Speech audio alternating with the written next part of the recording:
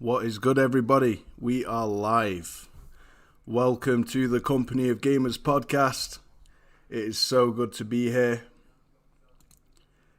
And how are you all doing? Hope you're all doing well. Shout out to everybody in the chat. We've got Shaky Shako, always an avid supporter of the channel. You're appreciated. Family Man Gamer, you too, brother. It's great that you're here.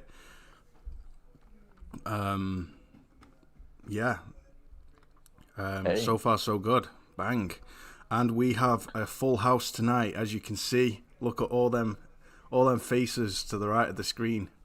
We have an awesome panel tonight, and very grateful to have all of these guys on. So we have Akira Kurosawa.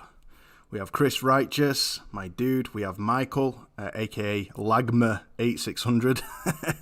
Can never say his name. Leviathan Gamer, you know him. Oti, Saltiest Gaming, the absolute G. That is Salty. And Uso Vinny, or just Vinny, if you want to call him that. What's good, everybody? Let's introduce the panel to you guys. So there are some new faces on here, and some pretty popular ones too. Let's start off with the panel members. Leviathan Gamer, what's good, brother? Oh, I've been pretty busy this week, but it's been pretty good for the most part. Oh, good man. So yeah. Anything new? You managed to fit in any game time? Yeah, I actually finished Combat Evolved's campaign. I'm playing through all of them again before Halo Infinite comes out, most likely in December. Yeah, I paced it out till then.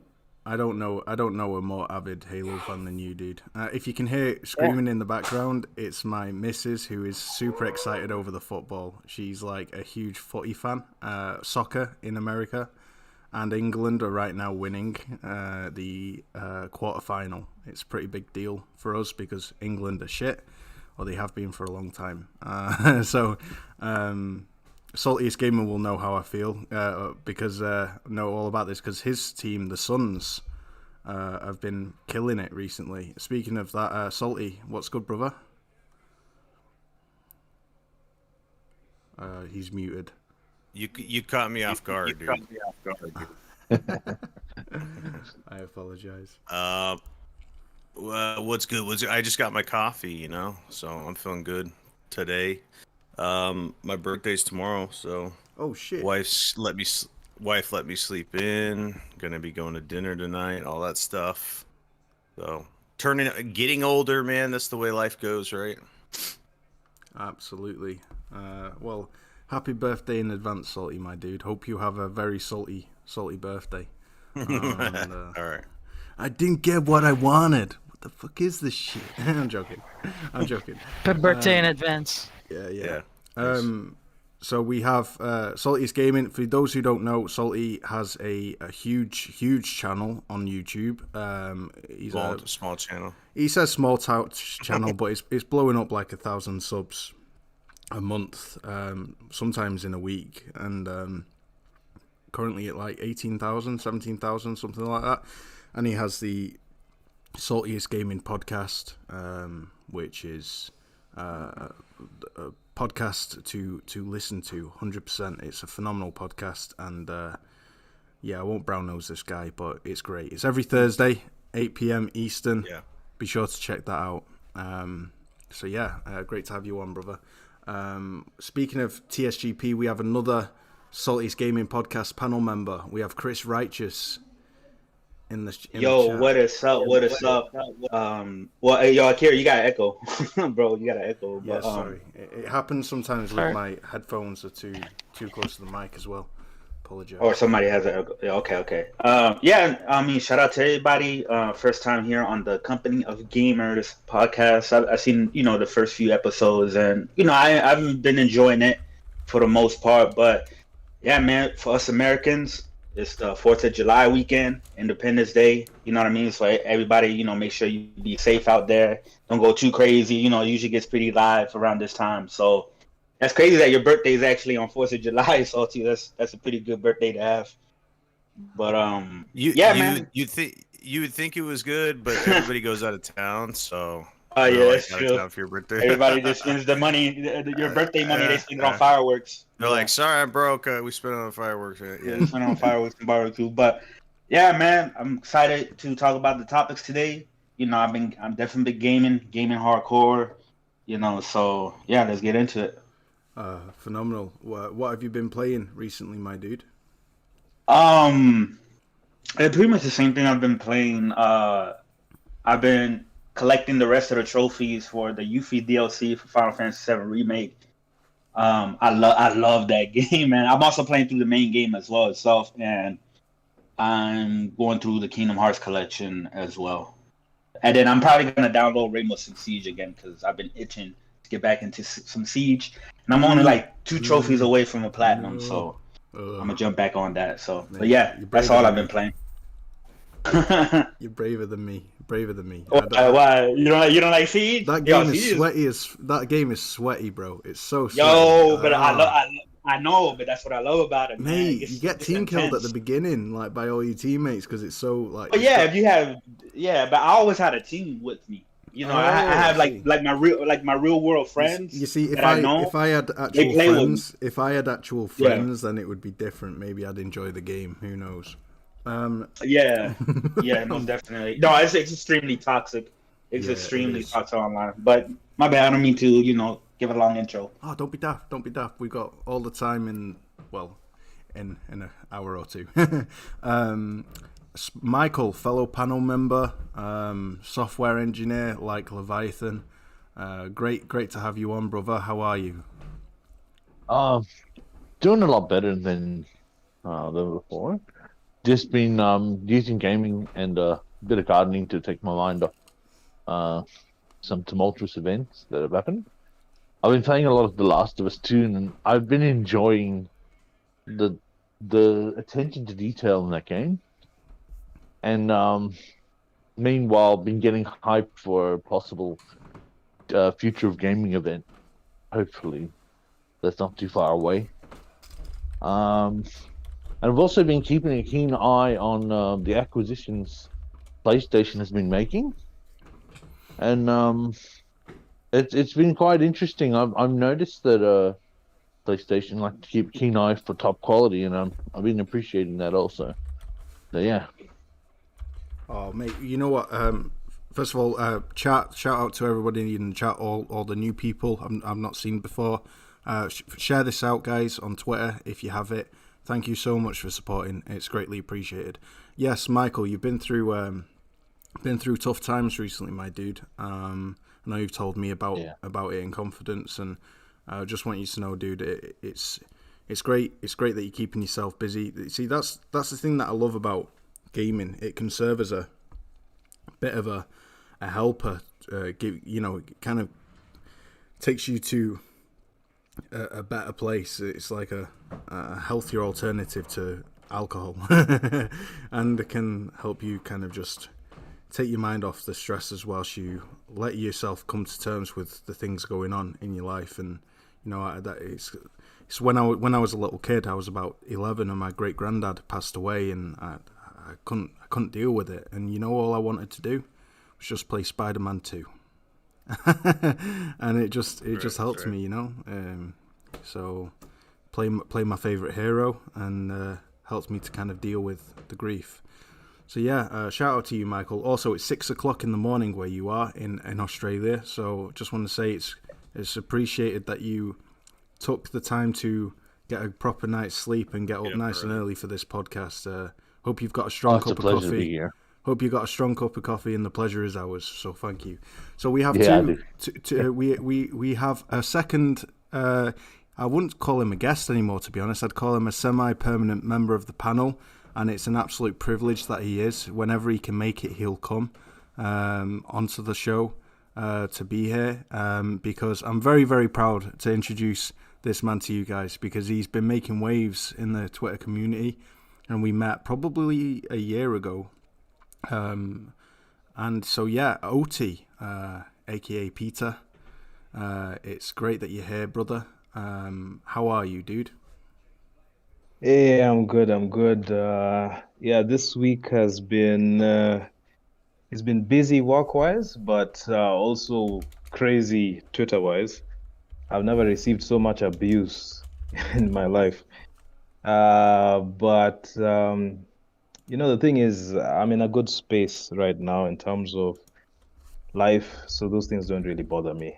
I'd also like to just give a shout out to Salty, because I've seen what he's gone through, and I thought he handled it with grace, and it's incredible, to be honest, what he's managed to do under such circumstances. So it's given me a lot of that's the thing I love about this whole gaming environment. What you learn about people, even outside of gaming, inspires you to put it back into your own life. And definitely Salty in the last few weeks has given us a little bit of inspiration. So I just like to give a shout out to that. Thank you, man. Yeah. No problem, no problem. Yeah, other than that, I think it's been work and Final Fantasy VII Remake, which I never played the PS4 version. I've only played the PS1 version. So playing it on on PS5 has been incredible. So I love it. See, I'm quite upset with myself that whilst I was so busy playing Metal Gear Solid 1 on PS1, I never took the time to enjoy Final Fantasy VII. I think I was a bit too young to appreciate that kind of deep mechanical game. I was only about 4 or 5 when I was playing Metal Gear Solid. So because of that, I've not had that amazing, awesome opportunity like you, OT, and Chris, Righteous, and Salty to kind of enjoy Final Fantasy through nostalgia's eyes being rewarded, and that's a huge boon to that game, that it takes you back. Oh shit, this is Midgar, this is incredible. Oh, this is that's that stairwell that I went up in the first game, 20 years ago, but look at it now, that's incredible. I think those moments don't exist for me when I play it. But that being said, it's still an absolutely phenomenal game with some of the best combat mechanics I think I've ever experienced. In all honesty, it's incredible. So, also what you said about Salty, yeah, so if sometimes I'm having a meltdown, right? If something's going wrong, and I'll text Salty and I'll call him or something on WhatsApp, and we'll have a chat, and he kind of helps me give my head a wobble sometimes, and he'll remind me just to put my forehead forward and just to keep focusing forward and just to keep going. And that's kind of the epitome of Salty. Just shake it off and keep on going. So I couldn't agree with you more, OT.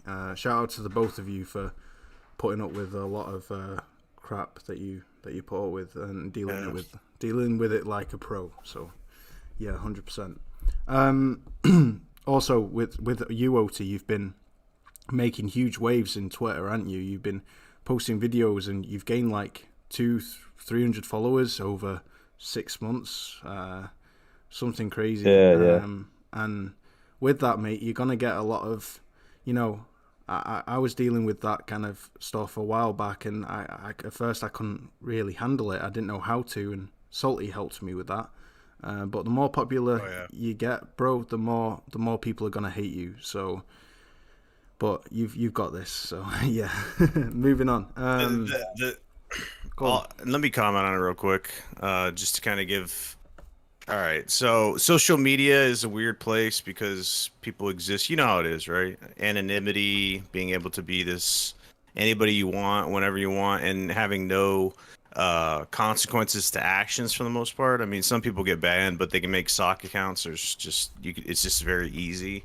So I don't know. When you grow in size, people are just mad with their life, and they don't like you for whatever reason, and they're gonna always try to make up stuff about you or take you down or be negative. It's just they could say whatever, right? I mean, so when you have a presence on social media and you don't follow the sheep, as they say, and you don't just say what everybody else is saying. You actually say what you feel, and like it's different, it's counter to what the popular belief is.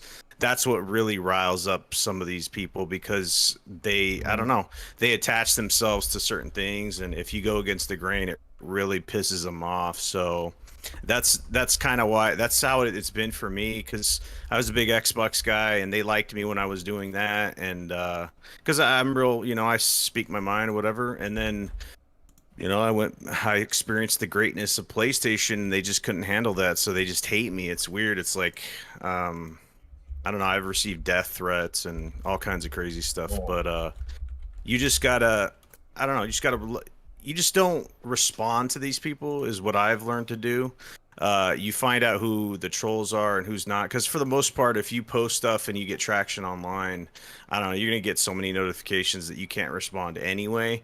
But a lot of times, if someone's negative, or I mean not negative, but like you just really toxic, right? The definition of it, you just mute, block, and move on. So it's impossible to keep up with it all. But I really appreciate people that are strong enough to speak up against stuff and not be scared of the online mob or whatever that would come from it, and actually is different. You know what I'm saying? Because it's easy to go with what everybody else is saying all the time, right? We can retweet, we can copy and paste what other people are saying, but it's not easy to have your own voice on social media. So anyway, couldn't agree that's more, what I think. Yeah. Preach. Mr. Akira, as we have two guests on tonight. Akira, it's your second time, brother. It's great that you're here. How are you, my guy? Yeah, I'm doing great. Thanks so much for asking. You guys, you doing all right? Yeah, groovy. So yeah, I fully agree with Salty. Social media hates honesty and genuine statements, basically. I mean, I also got my fair share of hate. That's why I got reported thrice as well, because I keep speaking my mind. And I kept trying to say that I do a lot of jokes. And if you can't handle that, just ignore me. But no, they'd rather report. Or, for example, they hate the fact that I never owned an Xbox in my life because I'm from Japan and I really never saw the need to buy one. And to be honest, I started to know what an Xbox is when I was 15 years old. Oh shit. So I did not know what that box is until I was 15. What's a Halo? Yeah, so the reason I found out an Xbox is basically I went to a friend's house. It was an American friend in Japan. Basically, I saw this box in his living room that I've never seen before. And that's when I discovered what an Xbox is, and I was 15. So when I tell that, on my Twitter, because it's genuine, people just hate me and they're saying I'm just a Sony fanboy, just a PlayStation fanboy who hates Xbox. That's why I never bought one. So, yeah, they can say everything, even if I keep them joking and all of that. They're gonna take it seriously, and it's just how social media is. That's why I like OT. I mean, he used to be shy, he said, but now he's making these videos. Nah, man, that's progress, bro. I respect, bro. I really respect, man. Keep doing what you do. Thanks to Woolley. You as well, Salty, man. I got into a lot of fights trying to fucking expose these liars about you, but they're too many. Yeah, that's the thing, man. It's just, you got to just let it, because I tried to tell Woolley that, like, I have a lot of people that try to defend me, and these guys will say that the sun doesn't shine when it is shining, you know what I'm saying? And they'll make up lies and Hello. just block them, I guess, and move on. I mean, this passion about plastic box is insane. I mean, people get insult PlayStation. I'm not gonna get mad. Just insult away. It's your thing. Just but my advice. My advice, if people are giving you shit, just play Chivalry 2. It's like the best freaking downtime you can play. It's phenomenal. Just chop people's heads off and throw them at your enemies. That's what I do, guys. It's literally become my new therapy. It's better than smoking. It's better than drinking. It's better than going for a walk in a beautiful outdoor park. It's just the best. Maybe not the latter, but you get the idea. Does it have VR support, this game? Sadly not. That would be incredible. I've been playing it with shout out to Social Destruct in the chat. He's a great guy. He's a huge heavy metal fan, and he always sends me heavy metal videos and songs on Twitter saying, "Hey Woolley man, just check this out, bro. This is the shit. You gotta just listen to this, man. All your worries will go away." And he's like a huge heavy metal fan, so we've been playing that, me, him, and Salty's Gaming. We've been playing that together, and we've been having a blast. So if you don't have Chivalry 2, do yourselves a favor, guys. Get the game. You've been watching it on this, and it's a lot of fun. Last but by no means least, we have Vinny, otherwise known as that Hawaiian guy on Twitter. Let me tell you a bit about Vinny. He made a meme about me that was hilarious, right? I can't remember what the meme was. Vinny, do you wanna kind of elaborate? Oh, it was back when Halo Infinite had that bait account. And, April Fools. Yeah, it was April Fools, and they announced that it was gonna until 2022. And then I tagged you, Woolley, into the post. I'm like, oh my goodness, look at this. And then you shared it and all that, and then I posted like a meme video, like it's like FBI, like ladies and gentlemen, we got him. And it's just like SWAT team like pulling into Woolley's house, and yeah, that was it. The SWAT team. You did this meme of an entire SWAT team raiding my house. Like it was just so funny, guys. I can't tell you, right? And I flipping loved it. And Vinny, we've got a really diverse panel tonight. We've got PlayStation fans. We've got Xbox fans, but we know it's going to be a great show because Vinny, he's an Xbox fan. Yeah, he bleeds green. He's a bot. He's one of them Xbox fanboys, But I tell you what, he's as sound and real as they come. What was your 2020 game of the year, my dude? Dude, Ghost of Tsushima, easy. That like is the shit. I love that game.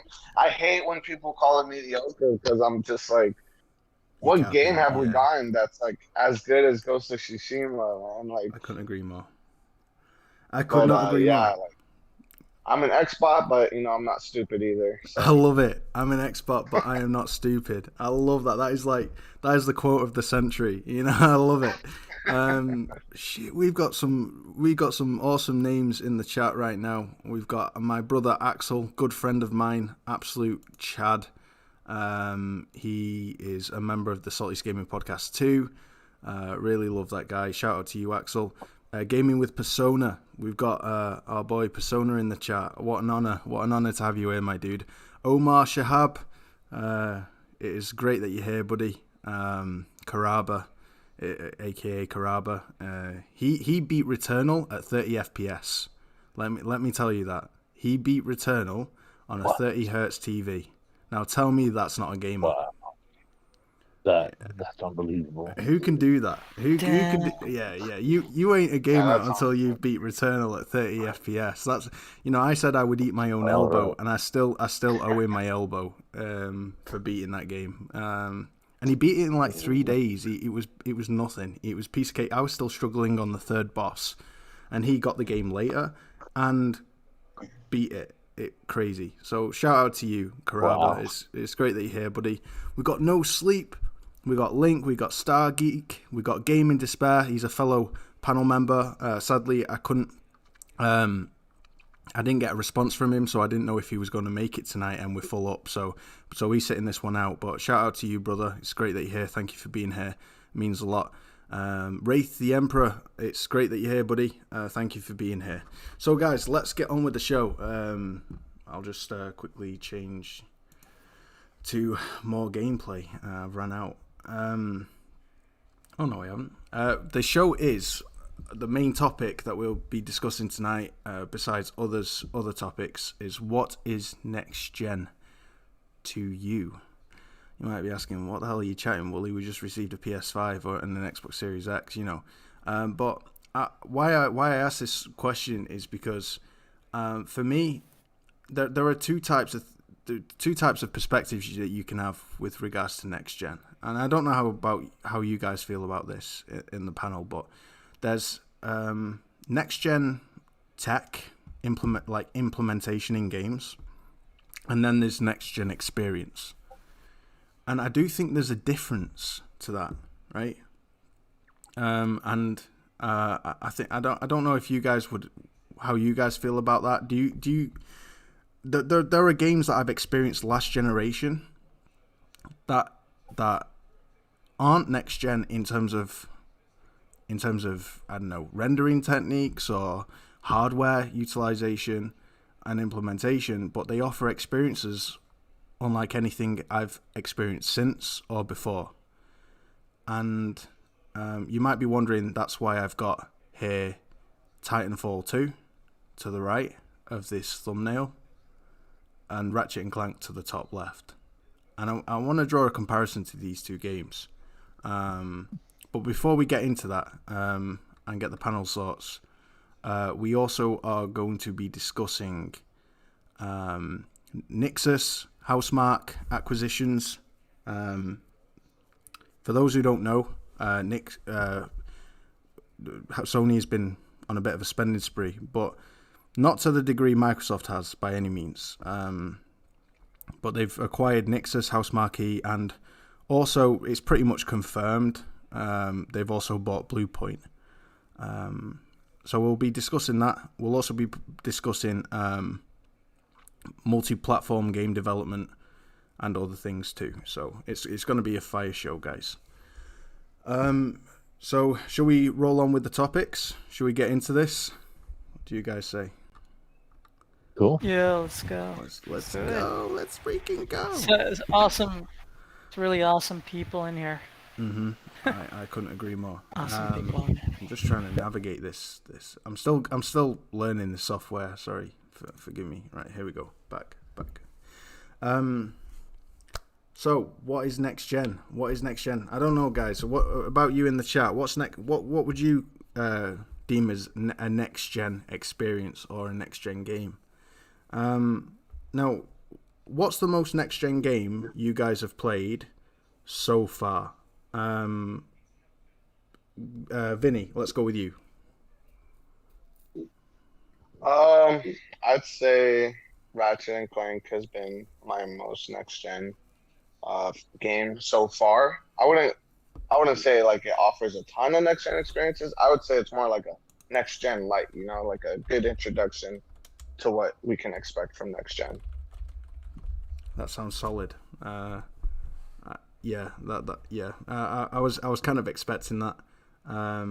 What about you, Salty bro? So you want the game that's most next gen? I mean, that's pretty easy answer with Ratchet and Clank Rift Apart. Are we gonna just say what it is and then we're gonna talk about next gen experiences, or how do you want to go about this? I've got to be honest, I'm a little bit scared because I'm gonna trigger a lot of people. Oh shit! Why is that? Why is that? Right, guys. So I'm trying to pussyfoot the issue, and it's just like, get to the juicy stuff. Woolley, just come out with it. Come out of it and fess up. Right. So I think there's a disparity between what Ratchet and Clank does in terms of technical innovation. Oh, here we go. Right? Yeah. Technical innovation. Before you get into that, we talked about this. I was streaming Ratchet and Clank, and people still can't get over how you smashed Ratchet and Clank in half with your the criticisms. You're like, game design or the level design is blah blah blah, and then whatever else you said. Well, and then you gave it an 8. I'm hoping people come to my defense and help a brother out here, and not all gang up on me. But we'll see. I love this game. I'm not going to say it's a shit I game. don't believe you, dude. No, I'm just kidding. I'm just kidding. Salty, you're roasting me already, dude. I can't handle this Hey, shit. I got you. I always come with the counter argument. You know what I'm saying? Like if we're if I was if Ratchet and Clank was your girlfriend, right? And then would you say that like you have more? No, I wouldn't dump her. I'd really appreciate her, but I will say I've had better. Okay. So Right, wow, okay, right, okay. She probably dumped you after that, though. Yeah, right? yeah, too right. Yeah, she dumped me. She dumped me. Yeah, Insomniac actually follow me on Twitter, but they follow everybody. But they'll probably unfollow me after this, right? In all seriousness, I do love this game. It's visually an absolute marvel, right? But I would expect that to be. It's a next-gen Sony first-party game. I expect the visuals to be unlike anything I've ever seen before. That, to me, is a given. But what makes it truly next-gen? Is it the teleportation? Well, you could argue yes, 100%. No way could a PS4 or an Xbox One or a Nintendo Switch or anything do what Ratchet & Clank does, right? It transfers you from one world to another. But how does that translate to you as the player? How does that translate to player experience? Look at... I'm going to just change the video back to... I've got a list of gameplay videos that I've uploaded pending to be watched. So I'll just work on this and I'll try and concentrate as I'm doing it. This doesn't come naturally to me, guys, so I'm still figuring it all out. But how does that translate to you as the gamer, as the player? So and go on, Salty. No, I want you to continue because I think you're gonna go into other things. But one of the reasons why I've said that the PlayStation 5 is the true next-gen console, it has nothing to do. It's not because it's weird because people associate next gen with just specs, what's under the hood, right? Because that's a one-to-one reference, and especially on the Xbox side, they'll go teraflops. That's the easy thing, right? GPU power, resolution, and that's not even what next gen is for me. The reason why, if you look at like the way Mark Cerny and everybody else at Sony designed the PlayStation 5 specifically, it's not around one thing.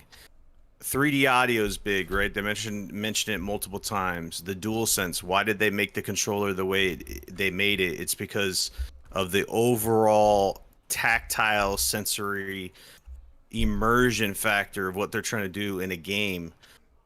That's why they made all those things. 3D audio, DualSense together with the games that you're playing equals next-gen experience. You understand? I'd agree with that. So... because like I was telling people before, if I played Ratchet and Clank Rift Apart without a DualSense and like without headphones, it would just be another Ratchet and Clank. Like they have teleportation via the SSD, but I wouldn't be experiencing the game like I have with the DualSense, with the haptics and the resistance and the triggers and feeling each gun and hearing things. Yeah. And so would you that's say what's next gen to me. Now, you've touched on something really, I feel quite vindicated now, bro. And I feel a little more like I'm feeling a bit safer, I'm not going to lie. Because I 100% agree with you. And so would you say that Ratchet and Clank, how does Ratchet and Clank do teleportation in a more next-gen way than other games? Right, so I don't know... I mean, you could break this down technically, or you could break this down from a gameplay perspective, right? Well, I mean, I'm not the technical guy. Like, I do technical things or whatever. Yeah. All I know is the way that they're utilizing the SSD, and they load another map in the background, and you're opening up rifts, and it changes the map completely, and you can hit, like, I don't know what they're called. They're like crystal things, and you hit them, and you go into a different part of the map. And then, like, when you're on the rail thing that you're grinding on, and you're going through different things, and you can go through rifts. I haven't really experienced that in a game to that level. You know what I'm saying? Like that fast and changing that quick, and you're seeing different things. It's a visual uh, showpiece or eye candy, you know? So it's visual fidelity, graphics, plus you're seeing things that you don't normally see in a game that quick. That all together is what encompasses that why it feels next gen to me. Like there's been other things like you're talking about Titanfall 2 where you can flip back and forth between a map, right? But it's the same map but like changed a little bit. It's not the same tech. They explained it. Insomniac talked about it. So they're able to do new things, and that's just like scratching the surface. It's like the tip of the iceberg. One of the directors over there at Insomniac said that with time and the developers, like towards the end of the generation, they're going to be able to do way more stuff. You know what I'm saying? Because Insomniac had the dev kits and stuff like that, and they were developing specifically for the PlayStation 5, but it was new to them, right? Yeah. The further you go into the generation, you're going to have more experience, you're going to unlock more stuff, right? So, that's what it is for me personally for that game, you know? But like I said, if you take away the DualSense specifically, You're just left with a like if I had to play without game. Yeah, it would be it's a Ratchet and Clank game, but that comes down to the argument of you still need to have the foundation of Ratchet and Clank, because you can't just like go first person shooter with Ratchet and Clank in an open world and call it Ratchet and Clank, right? No, I agree. It has to have that foundation of what it is. But if you take the DualSense away, yeah, I probably wouldn't even be able. I wouldn't even care about the game, honestly, because it's all that together that makes it what it is for me. You Sorry, wouldn't I've been care. talking a lot. You wouldn't care for it all together. Oh, I tell you, Salty, you're kind of playing. You're playing into my hands here. You're trying to be the devil's advocate, but you're absolutely helping a brother out right now, and I'm grateful. So thank you. No, I 100% agree with you. I really do. A lot of what Ratchet and Clank does, I've done before. And this is where I wanted to talk about Titanfall 2, right? Titanfall 2 utilizes teleportation. For those who haven't played Titanfall 2, you're doing yourselves a huge injustice, and I could never regard you as a gamer until you play Titanfall 2. That game is still to this day the most impressive first-person shooter I have ever played. And Killzone 2 may come close because of how it pushes visuals, but visuals for me, they're not the be-all and end-all. And Titanfall 2 is a very pretty game, but it's how it innovated in terms of gameplay, right? And it featured teleportation, but with a twist, right? You know what? I'm going to put Titanfall 2 teleportation gameplay into this. Here we go.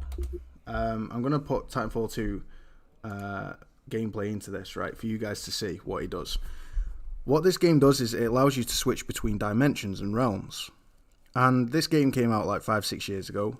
It uses a hard drive, a standard hard drive on a PS4 or an Xbox One. So it's not doing the shit that Ratchet and Clank does, right? It doesn't load an entire new world in less than a second. But it does, when it comes down to a gameplay experience, pretty much the same thing. It's not how it does it that's important. It's what we play, right? At least to me. I don't know if you guys agree. And what Titanfall 2 did for me was it took me into two realms. And between those realms, you were able to manipulate the enemy AI. You could switch between one realm and where the enemies are to the other realm, move behind them, switch back and catch them off guard. And they're like, holy crap, what's going on here? And it gave you such an incredible power trip and made you feel like an absolute, I don't know, a space Power Ranger, right? It gave you such a power trip and made you feel so freaking incredible. And it's something that I'd never seen before, never experienced before. Ratchet and Clank, it takes you immediately into a new environment, right? A new world, but it's mostly just a new stage for me. He doesn't implement a gameplay mechanic within the teleportation. It holds you still, drags you through a portal, and then you're somewhere new. And that's cool. That's awesome. That's extremely impressive from a technical viewpoint, because on a technical level, it loads in an entire new world, right? Unlike Titanfall 2, what you see in here, where it just loads in, it just replaces the wall textures and the environment textures. It kind of, I don't know whether it stores it in the RAM. I don't know what it does here, but it's still impressive by all means, but it's no way, not even a scratch on what Ratchet & Clank is doing. But what he does for me in a gameplay sense, to me, it's more next gen than what Ratchet & Clank does, because in how it innovated something new that I'd never experienced before. Whereas all I'm experiencing in Ratchet & Clank is a new world, a new environment. Does that sound like I'm capping? I don't know. Does that sound like I'm talking crap? Yeah, it sounds like cap. It sounds like cap to me. No, I'm just... What are your thoughts, Akira? I don't know. Oh, Salty, go on. Go ahead. So part of what's different in terms of game design between what Titanfall 2 is doing and Ratchet is Titanfall 2, it's the same location, but it's time traveling between 2 points. So they accounted for that in the level design. So they made it so you're more at a disadvantage in terms of, like, if you just do your typical Call of Duty, just sit in a corner and just shoot at enemies hiding behind cover, because you're going to get destroyed on this level. So it incentivizes you to jump between the 2 time points, and you have to keep track, especially on harder difficulties, of both time points and where each are at that. Sorry, is everybody else having a hard time hearing? Yeah, because you'll get overrun very quickly. Yeah, just I can. Yeah, he's a bit robotic. Sorry, Lav, it's that microphone, dude. It's struggling. So can I break this down? Can I just repeat what you were saying for clarity? What you're saying is Titanfall 2, they designed 2 almost parallel level structures within the same map, and you teleport between them 2. But they're both there. Is that what you're saying? Yeah, it's both there, and you as a player have to manage, especially on higher difficulties, both time periods of where the enemies are, because you can very quickly, by accident, teleport yourself in the middle of a bunch of enemies and get mowed down. So from a gameplay perspective, it adds a new level of it's not just I just shoot at enemies and they die. You have to consciously keep track of both time lines and know and you have to prioritize where you're going to go, because you got to consider the other time. I'm sorry, Lev. Your mic is pooped, bro. It's so. Sir. It must be the heat. I think. Woolley, it is.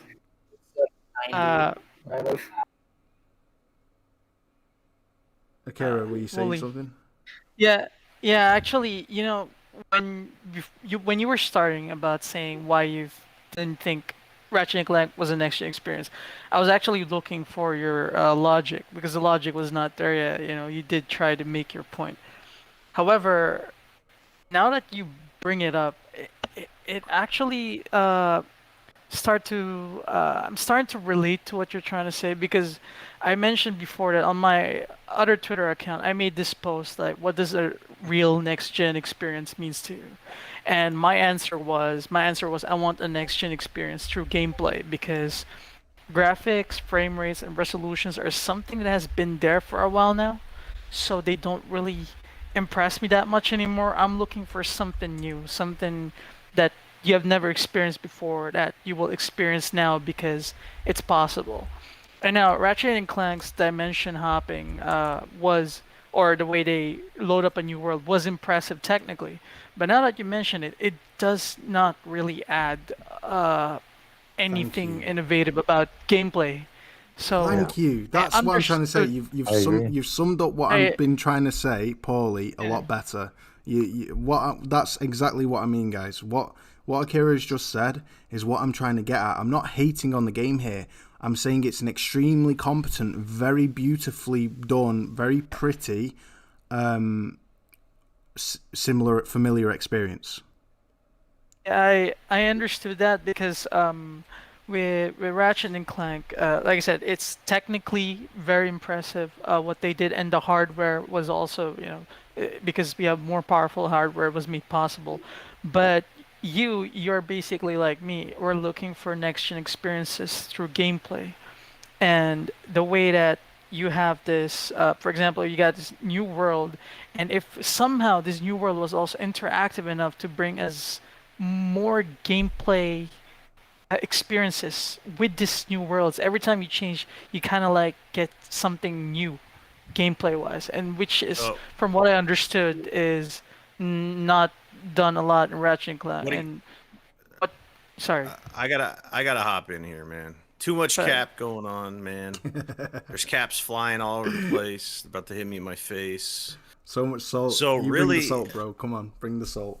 All right, so I'm really wondering what you guys expect Insomniac Games to pull out of their ass, considering that they have to work around the constraints of Ratchet and Clank. Do you understand what I'm saying? I do. Because they cannot go without, because you have hello, and a designer. Oh, sorry. Yeah, I'm still here. You cut off for a sec. I have something. I have an idea. What they could have done. Go for it, Michael. They could have made it so when a rift opens, you actually physically pull something out of that dimension into your current dimension to use as part of tangible gameplay to pass a certain place, but rapidly. One possibility. Quickly. Yeah, they're just a mild example. Yeah, I understand what you guys are saying, but when I'm playing the game, it's not all just gameplay that needs to. It's because you're taking away because all of it's supposed to be the next gen experience. That's what the PlayStation 5 is. Mm-hmm. Oh yeah, that's why they have the DualSense. Especially when you go near the nightclub and audio and stuff, right? Feel the sound through the controller. But if Uncharted 4 had haptic feedback and adaptive triggers, right? Mm-hmm. Would Ratchet and Clank be more next gen than Uncharted 4? Or what if Titanfall 2? What if Titanfall 2 had haptic feedback and adaptive triggers? They don't have that though. So what are you trying to say? Well, what's the difference between Ratchet and Clank and and Ghost of Tsushima? Well, what's the difference between a lot of things? The things that they use and implement are used later on. So in retrospect, yeah, you could add a lot of different things to games. I could go back and remake and remaster a game and add haptic feedbacks and DualSense support and 3D audio, but that's why you call it updated for the PlayStation 5. You don't call it next gen, next gen upgrade. But it's not a next gen game, is it? That's your definition, right? And this is the point of the podcast, bro. This is the point. That's why we're having a conversation, right? Because you have a definition of what next gen is, and other people have a definition of it. What do you define as next gen? What do I define it as? It's not just one. I can't make a sentence for you and say that's next gen because different games have different experiences. Yeah. I thought Returnal was next gen for me, but a lot of people would see that from a visual standpoint and say it wasn't a next gen game. Like Kid Smooth, for example, he didn't think it was visually impressive, and I disagree, right? Kid Smooth playing. It's correct. Next gen has different descriptions. That's why I made my post, because I was trying to look for people Sorry, go ahead. Real quick. The gameplay in the background, if you could rewind it. So you're trying to tell me that this bullshit that you're playing right here competes with Ratchet and Clank. Well, if it wasn't the Rad Brad playing and it was some pro, then yeah. No. That's straight up cap. He changes his dimension. It's the same fucking level and it goes go rewind it, dude. I know This it- shit is I- not bro, even bro, so- a fraction of what's happening in. So you in, again, in you're Ratchet and Clank. talking It's straight up cap, from dude. a technical level. From a technical level, you're completely right. It's not a technical level; it's a visual level. Look at this shit. Look at it. It's the same map. This is a training thing, isn't it? I remember the game, Yeah, right? it's like a facility. I think. Look at what's going on in this game. You literally opened a door from pushing a button and you're in the same map. If you go into Ratchet and Clank, it's new enemies, new cars driving around, new fucking ships in one and just then look another. at this. This isn't even comparable. Look at this. Look at he flips it. It's the same box. It's the same box. Look, and it might be the same box, and so again, from a technical standpoint, it's not. It's not a technical. It's visual. No, Visual. wait, look at it. But what about I gameplay? think, From a gameplay standpoint, look what he just did. Here's What are you enemies. doing? Here's enemies. What are you doing gameplay wise? No. It's not impressive puzzle- at all because it's just It's well impressive to me, bro. It's so impressive. why though? Because It's the same thing. because the enemies are in an area that you can't reach. You teleport to drop, and before you hit the fire, you spawn back in where the enemies are. And All you're putting in this gameplay that you're saying, you're putting fire in this. It's not changing. Look at the level. It's exactly the same 1-to-1. They're removing the concept, fire. bro. It's the gameplay They're putting concept. a thing that you could stand on. It's not Sure. impressive to me, dude. I just want to add real quick, aside from like that, the campaign visual aspects, for me personally, Titanfall 2 is next gen because of the multiplayer aspect. Like what other multiplayer games do you know that like you could call in a mech in a Call of Duty FPS title, and you know that mech is AI controlled, so even if you're not in the mech, you know it controls itself, it shoots at enemies. I think for me, like it might not be next gen now, but at the time of its release, it was definitely a next gen title for last generation. yeah, I'm just trying to tell because multiplayer is a different discussion. I'm talking about 1-to-1 campaign because Ratchet and Clank doesn't have a campaign. Everything you're showing in this Titanfall footage is literally you can cut a box out. They're filling in a shape that you're jumping on, and that's the only thing that's going on. There's an enemy that's standing right there that wasn't there. There's different colors shaded on the same map. That's not what's happening on Ratchet and Clank at all. At all. It's a different environment, different enemies, different things are moving. That's why it's not comparable, dude. I mean, From a let me- visual Salty, standpoint. where Let me the Oh, sorry. Just go ahead. go on, OT. No, OT. I'd love to hear what you got to say, Oh. bro. OT, go ahead. You go ahead. Like for me, sometimes I think like I understand what Woolley is saying because although for me, I really did enjoy Ratchet, but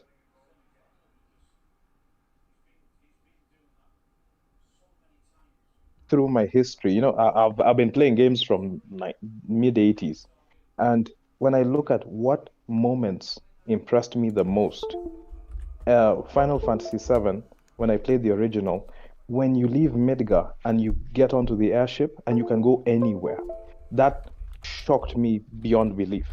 Metal Gear Solid, when you switch the memory cards because Psychomantis is reading what you're doing, that shocked me beyond belief. Even Shadow of Colossus, how do you kill a Titan? You know, these big monsters. Again, it shocked me. When you're playing Metal Gear Solid 1, if you walk with Meryl's handkerchief, when you're near the wolves don't attack you. So I feel like sometimes we place too much emphasis on technology, not realizing the simplest things can impress us. So I'm not looking at games so much of what's next gen. I'm just like, what feeling do I get when I finish a game? And that's why for me, even though I enjoyed Ratchet, Miles Morales did more for me in terms of that feeling I had when I finished it. Demon Souls also did more for me than Ratchet. But for Ratchet, I love the fact that the destruction, the amount of particles, sometimes I was just in awe of how much was going on the screen. So it's a mix, but at the end of the day, the simplest things sometimes do the most. So I'm not, when I'm playing games, I'm not necessarily looking for what is next gen, but I'm looking for what impacts me emotionally. Mm-hmm. That's a very wise thing that you just said, OT. I agree. Yeah. Well said. Okay. I wanted to finish the thought that I was saying. Timefall 2's time travel mechanic and New World dimension mechanic of Ratchet and Clank are not being compared to a technical level or a visual level even. It's not comparable technical or visual. We all agree on that. I agree with that, Salvi. What Woolley is only trying to say is the way the mechanic was incorporated through gameplay, where every time you teleport or you use it to strategize when when you fight or where you go through the level, or the way the platforming works and you need to use a teleport to be able to go or move forward, is something that a mechanic was able to incorporate through gameplay. And what Louis was just really trying to say is Ratchet and Clank puts you in a new world, but it doesn't really add any new innovative gameplay mechanic because you're still doing the same thing just like what you did in the previous world that you were in. Exactly. And You know what? so this isn't to hate on Ratchet. It's not the purpose of what I'm mentioning Ratchet for. It's the fact that Ratchet to me isn't more next gen than Titanfall 2 was at the time that I played it. In fact, Titanfall 2 blew me away far more. And it's like you said, OT, about Metal Gear Solid. Exactly my point. And I'm thinking, what do we want to see when it comes to next gen? Salty, you said yourself, we've scratched the surface, right? We've barely scratched the surface of what next gen is. So, and that's what I wanted to bring to your points. There's a reason why people cap for Breath of the Wild so much, and it's not because it's a pretty game. It's for the physics and how you can use logic-based experimentation, and you get rewarded for doing things that the game didn't spell out to you, weren't possible, but turns out they are. But wouldn't you agree that there's different types of games for that reason? Yeah. Like survival games, but that's not going to be incorporated into a Ratchet and Clank game, where you like pick a fruit off a tree and you can eat it, or you hit a tree and you can chop it down and turn it into something, or interact with certain environments. There's different games that incorporate different levels of immersion, and it would be impossible for a game to do all that. No, you're right. That's why we go back to what you said a while ago. You said something like, what you said is everybody has their own description of next gen. There is really no proper objective way of doing or saying it or describing it, because everybody's looking for something different. And it's basically the same. Your next gen is basically what's not possible in previous hardware. That's what next gen is for you. Woolley's next gen is basically what gameplay possibilities that were not possible in previous hardware that can be done innovatively on the new hardware. Exactly. Something you've never seen before. And those new worlds in Ratchet and Clank, how they got there blew my mind. But what I was experiencing didn't, in the sense that it was just a new environment. It's no different to other games I've experienced. It's just a new environment. Now, the detail of those environments is impressive, but I expect that. Is next gen. That's next gen. But that's the definition of next gen, right? Well, to a degree, that's part of it. Yeah, that's part of it, because I expect... Because it's an artist's... You're trying to make the game the way you want it. And that's like making a painting. If you see a painting and you don't like it, you would want to paint it yourself, right? Insomniac had a vision for this game, and they wanted to implement certain things, so they made it the way that they wanted to, right? Yeah, the things that you're saying, it's not their vision. Brushing off that you would. It's not their vision say, for the game. That's what I would expect, right? Is it really what you would expect? The things that are going on in there, the amount of cars, the particle effects, when you teleport to a new area and it's instant, and then you're into a city, and then you're going from there to there. That's what they wanted to accomplish, but you're just brushing it off and saying, yeah, that's what I would expect in a next-gen game. Well, is it? I mean, that's what Insomniac is doing. That's the vision of their product. No one else has done that to date. That's what I'm saying. It's easy to just brush it off and say, dude, when you're swapping between next gen, when you're swapping between worlds, and near the start, and you're going through the world after world after world into basically all like 8 different planets in a series of 30 seconds. You're on rails at the time, and the rails aren't even as in depth as Uncharted 4's rail mechanics. In Uncharted 4, you're being dragged through the mud, then you're jumping from vehicle to vehicle in free play. And so the set pieces in Uncharted 4, in my opinion, are more impressive. All it did was show me new environment. I'm not denying that's next gen. It is next gen, 100%. But it didn't give me a next gen experience. It was just a next gen feature. It's like, to me, Ratchet and Clank is like an Astrobot on steroids. It's a showcase not for haptic feedback, although it does that very well too. So what you're saying is that the feature is next gen, but it could have been like it has more potential exactly in the future to amaze you, but in this instance, it being in its infancy didn't amaze you. Yeah, but I will say it hasn't been done before. Insomniac are the first ones to do this level 100% to this level. 100% level change. It's just but it's not the first time. I personally find that impressive enough, but some people they have different things they're looking for, so different things will impress them on different levels. So I understand that as well. Yeah. By the way, to link in the chat. No, I'm not saying it would be better on Xbox Series X. It couldn't happen on X. It couldn't happen on Xbox Series X. It's not fast enough, my dude. There's no denying how impressive Ratchet and Clank is in what it's accomplishing, on a technical level. But for me as the player, Salty said himself, he wouldn't give a shit about that game if it wasn't for the haptic feedback and the adaptive triggers. That's part of it. That's what they coded for, though.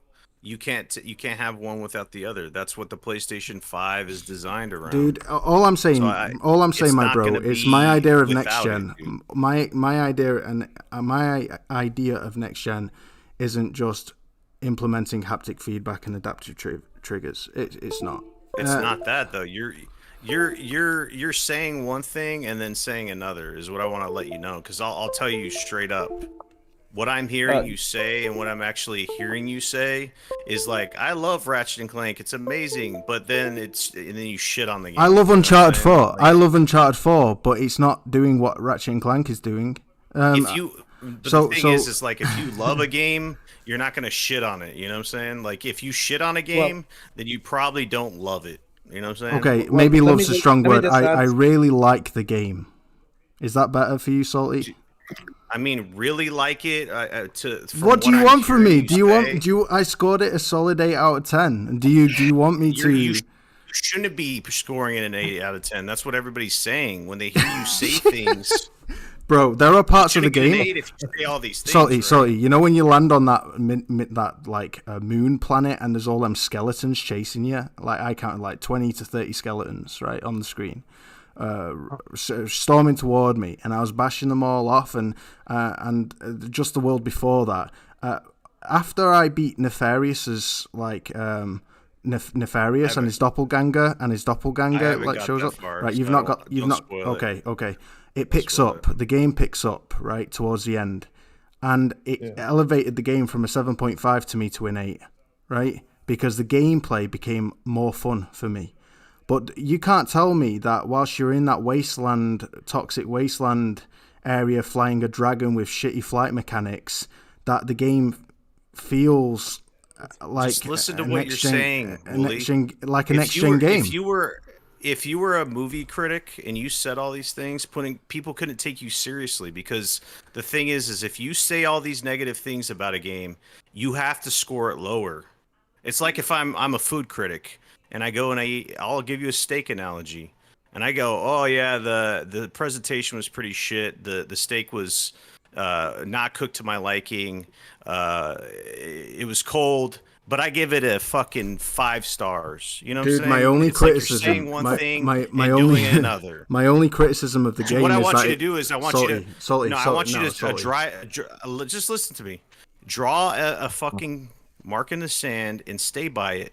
Don't say stuff and make this like all these crazy things that you're saying because you're going counter against the popular argument, right? Salty, it's If not you're gonna about do it's that, not about the go by what you're saying. It is because the popular argument is this game is incredible. It's next gen. What you're saying is it's not because of the things you're saying. If you do that, live by what you're saying. Don't Salty, say one thing and then but give it an 8. you're trying to command me to hate the game more than I do. And I'm here to say, and I want you to give a proper score to it. My If you proper say score is my say, score. It's give it a 7 or a 6.5. Hey, let me just add to this. Like I'll say, for instance, I also think the game is around 7.5 to 8, but I enjoyed it greatly. But I understand where Woolley is coming from because, like I say, again, the term next gen, I think, takes us away from the points. We should be focusing on the feeling. So I think Woolley is trying to say the feeling he got was not what he expected. It didn't blow my mind on a purely.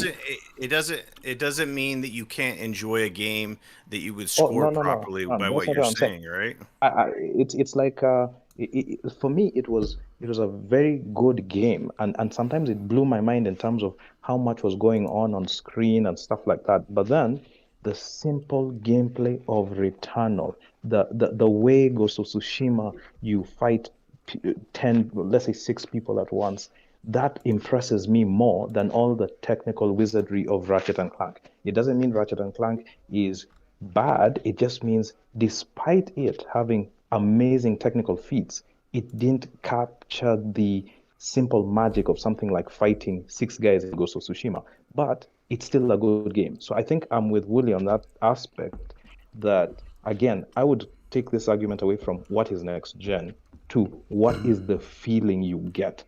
Because when you use that, then you can say, okay, I loved it, but it wasn't there yet. Salty might be upset over my score because I gave it an 8, even though you gotta let me finish. No, you gotta listen to what I gotta say. No, you're gonna stop for a second. Let me speak, and then you can speak. All right? Because I was about to. No, you need to let me speak. I'm trying to keep you. I'm keeping you. All right.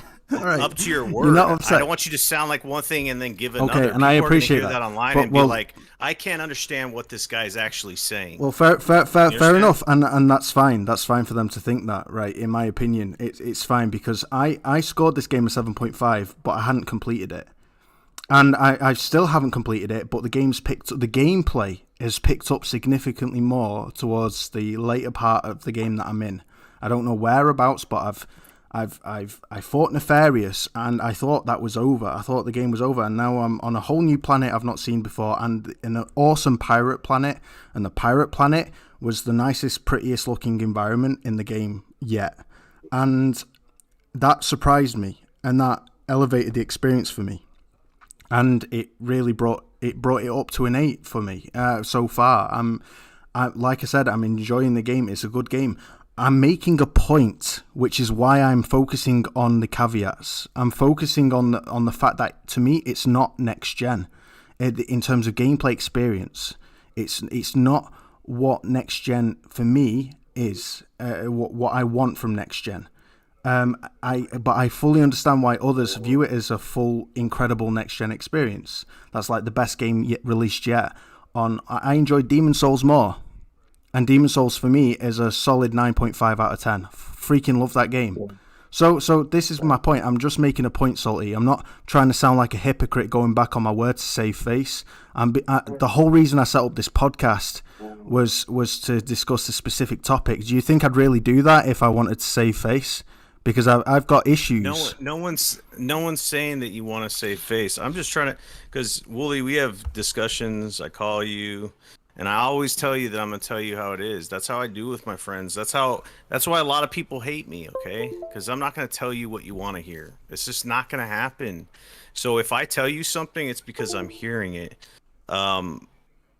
Words are powerful, and you got to stand by them and live by them. No matter what you're saying, people are gonna dissect what you're saying. So what I'm hearing and what your score is, even though you haven't beat it, are just two different things, and that's all I'm telling you, man. When people hear what you've said about Ratchet and Clank, and they come into my stream, and they're like, Woolley, blah, blah, blah, they think that you just slammed the game. It's because you did, you know? So what you're hearing from what you say and what people take away from that are two different things, because you're like, I'm criticizing this game and then I'm giving it an A. It's like when people played Cyberpunk 2077, the yellow chair fiasco, right? They said that game was 10 out of 10 and all this other bullshit, right? But then it comes out and then it's a garbage game that has all these problems. So it's like, it's very powerful on what we say and what we do. You know what I'm saying? Because if you're going to draw a line that the game's just kind of subpar in certain areas and stuff like that, it needs to reflect in your score. That's all I'm saying. Subpar to what? Subpar to Uncharted? You're damn right it is. Uncharted's a 10 out of 10 for me. No, but you're... All right, so if you're saying all these negative things about the game, have it reflect in your score. 8 out of 10. 2 points. 2 points lower than than Uncharted for the level design and... my main issue with the game is the level design. If people heard what you said on this podcast and on TSGP, do you think if you made a poll before you gave your score, do you think that people would say that you would give it an 8? Probably not. Okay, that's my argument is solved. We're done. We're done here. Yeah. That's it. Because what people hear and what you give is all going to be dissected. So if you talk about stuff and then it sounds and your score's different, it doesn't add up. Like I said, my criticism is against the idea that this is a full next gen game, a full next gen experience. So it isn't criticizing the quality of what I'm playing. It's criticizing it's more challenging the definition of what next gen is, what next gen means. That's what I'm doing here. And if people misunderstand that and view me as bashing the game, hating on it, calling it subpar, then that's fine. I'm just gonna keep doing me, Salty. But I appreciate what you're saying. You're absolutely right. If you appear disingenuous to people, that very much reflects that people won't take you seriously. And if I come across disingenuous, I don't know what to say to that, because I'm just being me. I'm just being real with what I'm thinking about the game. The game is. I'm not purely subjective when I come to rating games, dude. I'm objective too. And there are things in the game. The audio is some of the best audio I've ever come across in gaming. The audio is absolutely incredible. The particle effects, the visuals. There is so much about the game that I love. But there's key issues, the level design, and my main gripe with the narrative that is true next gen. That isn't me hating the game, dude. And you need to separate that. Either personally, you might think that I'm capping and being disingenuous or coming across that way, but I just think you're being salty. and that's what it comes down to. And the thing is you got to understand, right?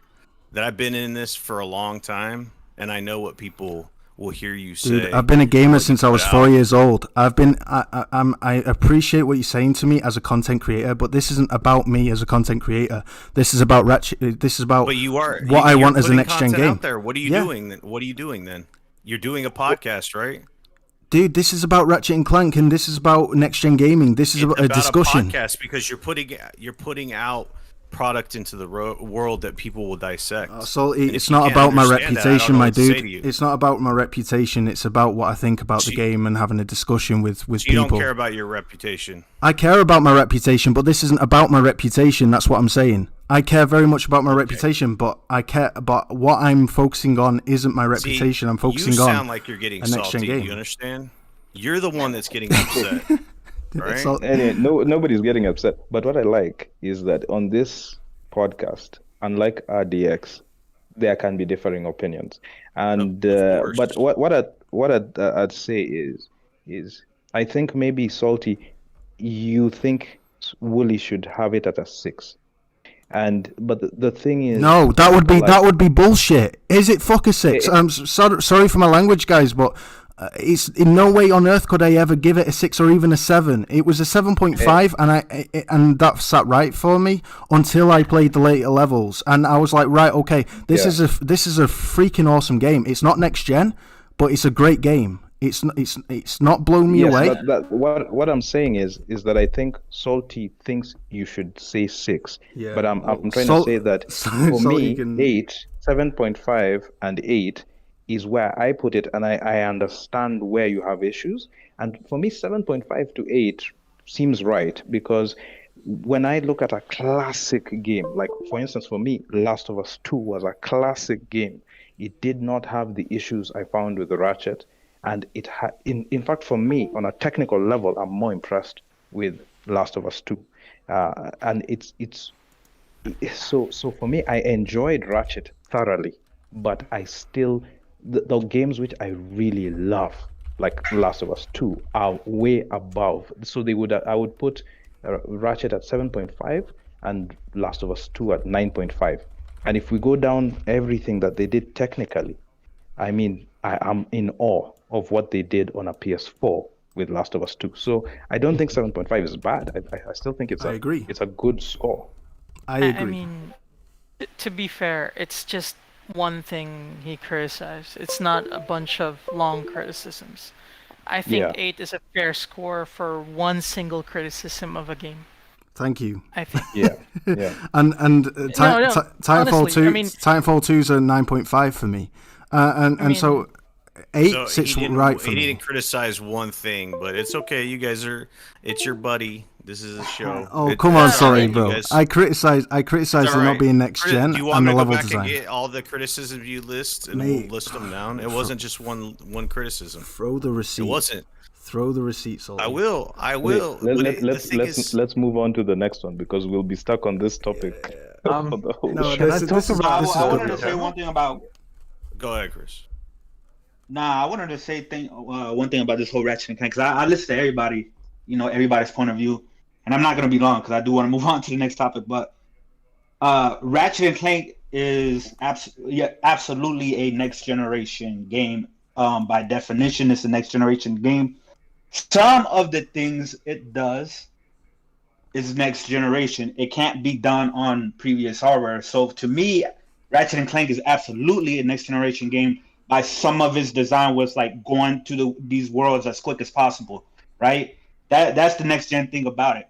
Now, the question is the gameplay next generation? Is the gameplay something that I played that I haven't experienced before or anything like that? To me, no. But the whole thing with gameplay being next generation, I don't understand that, because there's games that came out years ago, even longer than that have done things gameplay wise that modern games still haven't caught up to. I agree. You know what I mean? 100%.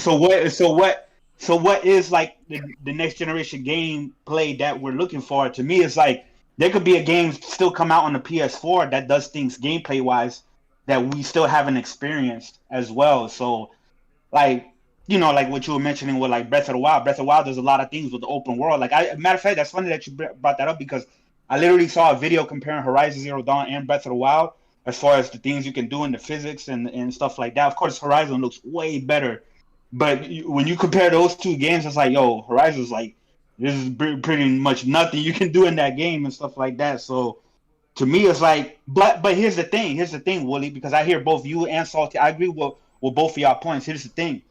I don't expect to have like an, oh my God, this game has done something I've never done before gameplay wise with every game. So I don't go into every single game expecting that. So like for like Ratchet and Clank, right? I was expecting the travel between worlds and stuff like that, right?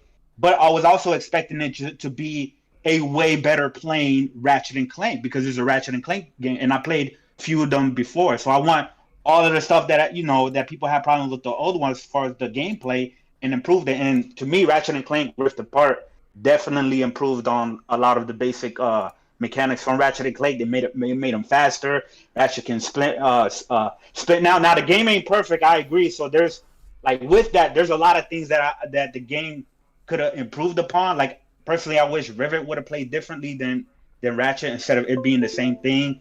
I wish some of the worlds were a little bit bigger and stuff like that. But at the same time, you got to understand this is also a launch next generation game, and we don't really get those wow things until about 2 years in, you know, and more. So we're not even gonna get that a lot from PlayStation, since a lot of their games are cross generation, unless they do something gameplay wise that we haven't seen before. You know what I mean? So we'll see. That's all I wanted to say on that.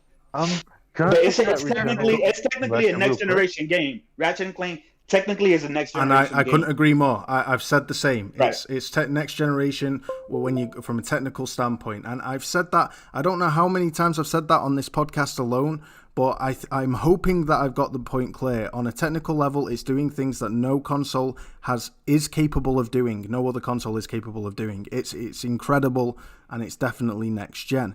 I was going from a gameplay experience and how it differs, similar to what you're saying, Chris. I'm just saying about it. I'm just saying it in a different way. But I just want to clear the air because, guys, me and Salty haven't fallen out here, right? I certainly haven't fallen out with Salty, and I'm pretty sure, in good faith, I know Salty as a person, and I know he hasn't fallen out with me. We're good mates. We'll always be good mates. To me, he's a bro. He's a real G. He's a real bro. We're just having a heated debate because that's, you know, it's good to have different opinions. You can't respect a guy if all he ever does is agree with you all the time. You know, you never have a brown nose as a friend. Exactly. So I mean, Chris perfectly summed it up. Yeah, exactly. Chris summed up exactly where I stand. And if anybody thinks that 8 is too high for Ratchet and Clank, from where I'm coming from, then you just I don't know what to say, because how can you honestly think that I would sit there and play Ratchet and Clank and score it lower than a 7.5, or maybe a 7 or a 6? I'm not freaking Jeff Grubb, right? And even Jeff Grubb scored it a 10, but personally I think he was capping to try and redeem himself. Regardless, I'm not going to hate on the game because of one area that I want to make a podcast about. You know what I mean? Because I think it's an important point. What do we define as next gen? But I appreciate people want to actually talk about different subjects now, and but I just want to say, you know, it's been awesome. Yeah. Woolley, hearing Chris, the way he said this point, basically what you also said. I think Chris just kind of like really did it on a positive light. You know what I mean? He said something like it's a next gen game and it has next gen designs, but it just lacks on the gameplay on the next gen part. Yeah. You kind of did say it's not a next gen game straight up. I think that's where the problem started. Yeah, you're right. And by the way, guys, I'm not deducting 2 points off Ratchet and Clank from a 10 out of 10 because it's not a next gen experience for me. Right, I mean, I know it's a next gen game. I know what he's doing is next gen, but that's not why I'm scoring it an 8. If it was a PS4 game, I'd score it an 8. I'd score it an 8. Even if it didn't look as pretty and there were loading screens, because the raw gameplay in terms of what it's, well, maybe I'd score it at 7.5 because there'd be less enemies on the screen and shit, and it wouldn't be as impressive. So I'd score it an 8 I score it an 8 now because of the visual spectacle and because of the gun variety, and you know, it's fun. It's a lot of fun.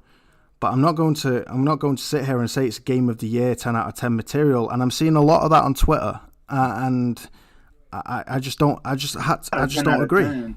Yeah, I don't agree. It's not. But at the same time, Woolley is like, maybe those people feel that way. You know what I mean? Like maybe they truly feel like what they played was that amazing to them. Like what they saw was like the warping between worlds and stuff like that. My whole thing is like the gameplay, like the next generation gameplay, because to me it's like Woolley, like one of your favorite games is and one of my favorite games as well is Metal Gear Solid 3. There's still gameplay mechanics that are in Metal Gear Solid 3 that a lot of modern games still haven't even caught up to.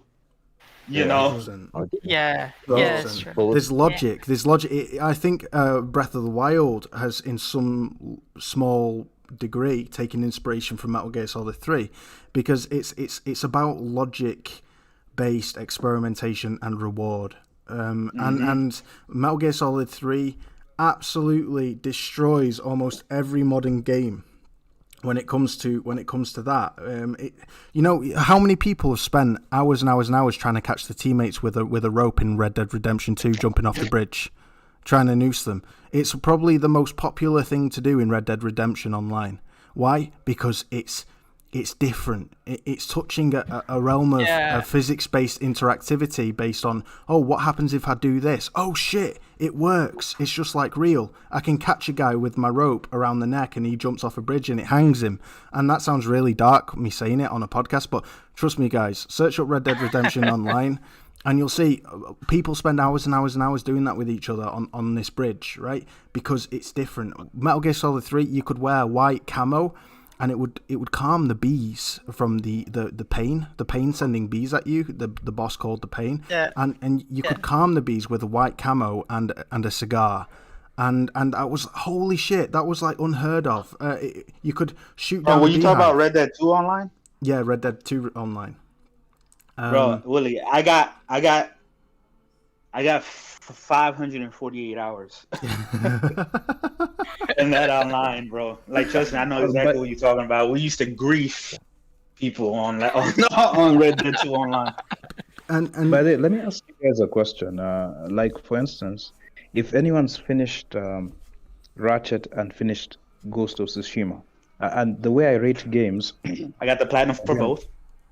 Oh wow, okay. Like, I rate games based on feeling. So maybe sometimes, like Ghost of Tsushima had many technical, well, not, let me say it wasn't as polished as, let's say, a Naughty Dog game, but I would place it higher than Uncharted 4. So what I'm saying is, if you play Ghost of Tsushima and finish it, the feeling you get at the end for me was a 10 out of 10.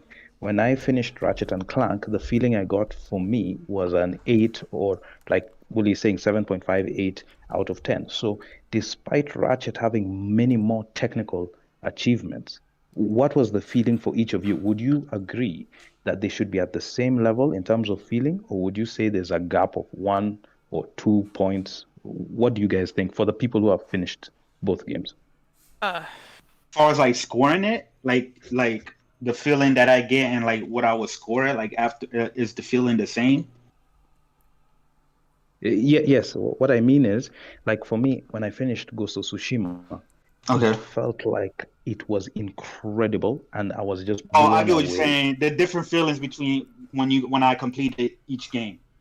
Yes, just put aside the technical. The technical side. Finish the game. Yeah, I mean, Ghost of Tsushima was definitely like up there, like my second game of the year, if not tied with game of the year for me last year, like with Final Fantasy VII Remake. Like Ghost of Tsushima was like just like I got it was just an amazing feeling from start to finish with me for Ghost of Tsushima. So Same here. by the time it ended, how I was feeling, I was like, yo, this game is absolutely amazing. It's better than any of the Assassin's Creed games, because that's what it was being compared to the most, and it's fair, right? Because they're kind of similar or whatever. But it was first of its kind, an open world samurai game. We never really got that, and it being an open world, you know, usually a lot of open world games tend to like kind of have like not the greatest of combat compared to like a linear action game, of course, but it still had like a lot of like I just love the combat and everything like that. And with Ratchet and Clank, I just felt like when I completed that, I was like, yo, this is a great Ratchet and Clank game. This is one of the better Ratchet and Clank games that I played. Was it the same feeling as Ghost of Tsushima? No, not at all. It's not the same feeling. Like, I had a way better feeling at the end of Ghost of Tsushima than I did in Ratchet and Clank, but I still really enjoyed Ratchet and Clank for what it is. But to me, it's like there's two different feelings. You know what I mean? And I don't expect every game to, because realistically, that's not going to happen. That's not possible. Every game is not going to give you a high 9 and 10 out of 10 feeling every single time. But then there's some games that give you like good 8s, good 8.5s or something like that. Feelings that and I can't. To me, it's like when you expect when you go ahead. Sorry. Oh, what I mean is, based on what I'm hearing you say, then maybe you. Okay, I'm assuming. I'm just guessing. You can correct me, but that feeling you got, if you placed Ghost of Tsushima at a 10, then if you place Ratchet at an 8, you'd still say 8 is a very good game, but 10 is reserved for the Ghost of Tsushima, the Last of Us 1. Yeah. That's all I'm saying. Yeah, that's I what would I'm saying. agree. 8 is a good score. It has its issues, and that's why it stays at 8. But 10 is reserved for. I wouldn't put Ratchet at 9 or 10 simply because then what am I putting God of War? Am I putting it at 12? So I reserve 9 and 10 for very excellent Exactly. games. Yeah. Well, to me, it also depends on I don't know. It's like it depends on the type of game too. Like for Mario Odyssey, that's like a platformer. So I would compare it to other platformers rather than to compare that to God of War, because to me it's totally different things. So it's like both God of War and Mario and Mario Odyssey can be 9 out of 10s for me, but for but two totally different reasons why. Because this is brought the platform into a whole nother level and stuff like that. But God of War brought God of War and action combat to a whole new level and stuff like that. So, But that's why I take things back to feeling rather than it's the feeling. So I can play Mario Kart and have a fantastic feeling and say this is 9.5. I play God of War 9.5. I'd love Leviathan's thoughts on this. I know Leviathan hasn't played Ratchet and Clank. At least I don't think. I don't know if he has a PS5 or not. But he's like Batman. He just stays in the background observing, and then he gives his thoughts. He gives his thoughts later because there's wisdom in a few words, I guess. But Leviathan, I don't know if you have anything that you want to say, bro, that you want to add. Yeah, I'm still having the heat issues. Is the mic sounding okay or no? It sounds okay for now. Okay for now. Touch wood. Okay. Yeah, so for each gamer, it's entirely subjective what they feel is next gen, because there's certain things you look for in a game. Like for me personally, I don't care about graphics. It could be a Super Nintendo looking game, and it'll be perfectly fine. So just having pretty graphics is not going to sell me on whether the game is next gen for me personally. So from what I've seen of Ratchet and Clank Rift Apart, none of that particularly impresses me from what I'm looking for as a gamer. So I haven't played it, and I haven't even purchased it, and I probably wouldn't even consider purchasing it unless it was like $20 or $30, like if it was on sale. But that's just from watching the gameplay of what I personally look for in my games that I play. Yeah. So it's kind of different for everybody, what they're looking for. It is different.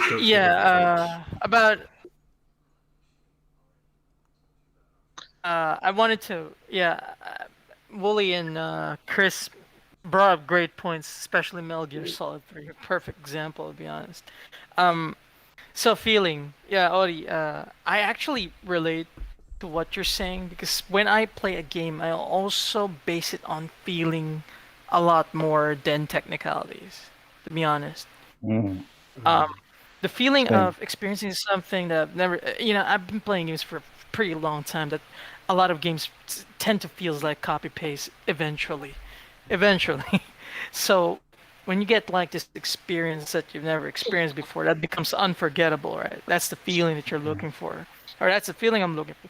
Or it doesn't need to be something you didn't experience before. It's just something to be, it's too fun to forget, something like that. You had so much fun with that game that you cannot forget that experience.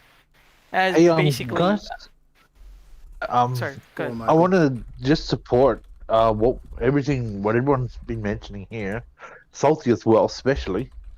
I understand where he's coming from, because there's a lot of aspects to Ratchet and Clank, but I think there's different categories of next gen. But there's one game in particular I think merges feeling and and technicality as one almost, which is the goal of gaming nowadays, is to bridge the gap between the technical and emotional, which is the goal of usually compelling games. In terms PlayStation first party, they're trying to do that. But one thing I have to say, just to give the hats off to Ratchet and Clank, that thing looks like a Pixar movie.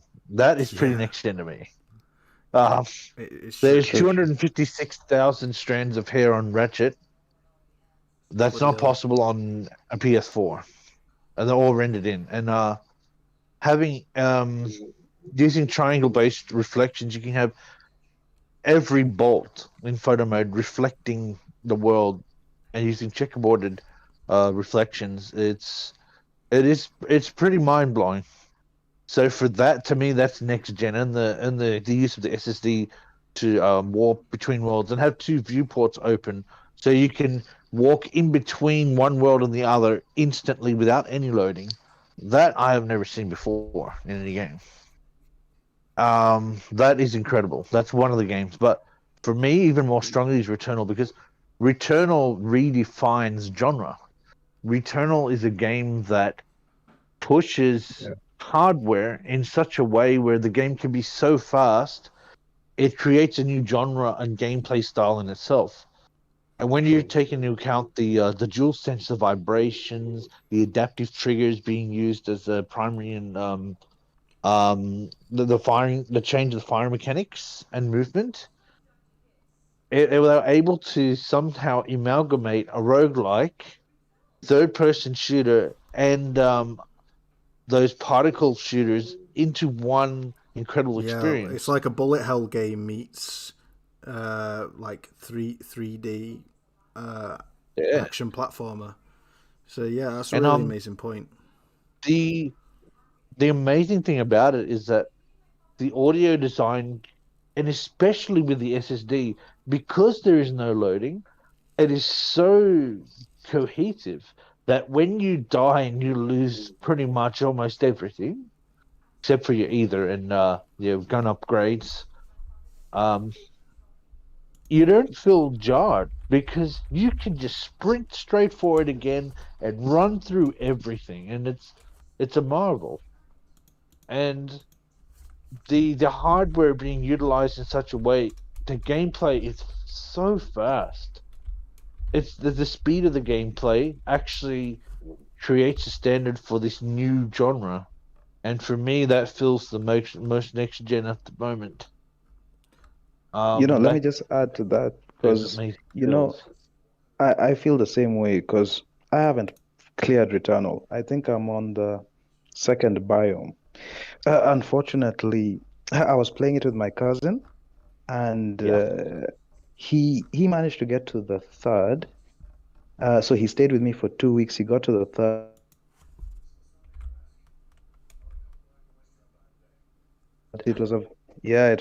It's been crazy. So that's what's been challenging for me to play Returnal. But then when we were playing it together, and this happened last month, soon after, more or less when Returnal came out, he died 2 weeks later. But we played it for 2 weeks. And the thing is, Returnal is a game where you get so frustrated, you throw the pad, you go take a walk, you come back. And I enjoyed the 2 biomes more than the entire Ratchet and Clank. And that's why I put Ratchet and Clank as a strong 8. But Returnal has something that keeps you coming back. You keep returning. And my cousin was like, Peter, we need to clear this game. So I've made a promise to myself, when I get time, I need to clear Returnal for his sake. But it's that's the Returnal has that I don't know how you say, je ne sais quoi. That's something that I've not played in a long time, and that's why I find it a fantastic game. I think everybody, and that by definition is definitely a facet of next gen, I would say. Yeah, I agree. Go on, sorry, Akira. Sorry, no.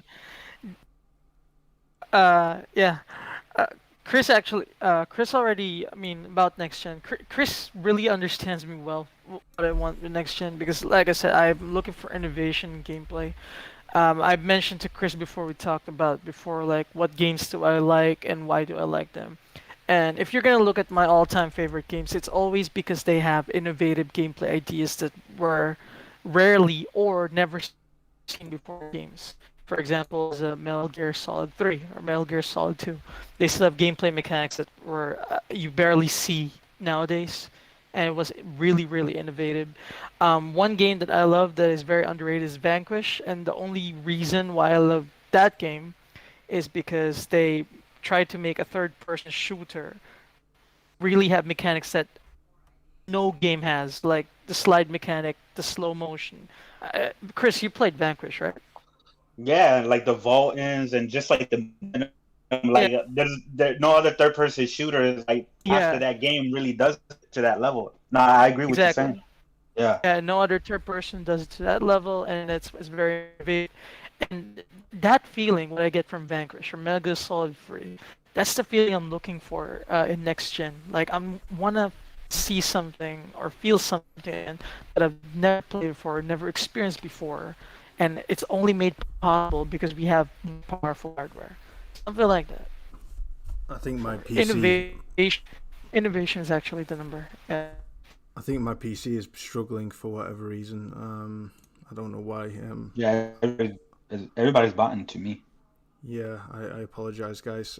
If my PC's botting, I don't know if it's me or if it's everybody else. I don't know. But yeah, guys, that's awesome. I've loved this topic on what defines next gen. I scored Returnal an 8.7 out of 10. So I mean, for those who saw that, I showed it on the screen just prior. I gave it an 8.7, and Ratchet, you know, I'm sticking with an 8. The second later half of the game really kind of elevates it for me. It kind of, how it starts off really strong, it kind of goes weak in the middle, and then it gets good again later on, or better. It's always good throughout, but yeah. And so yeah, this topic, what's next gen to you?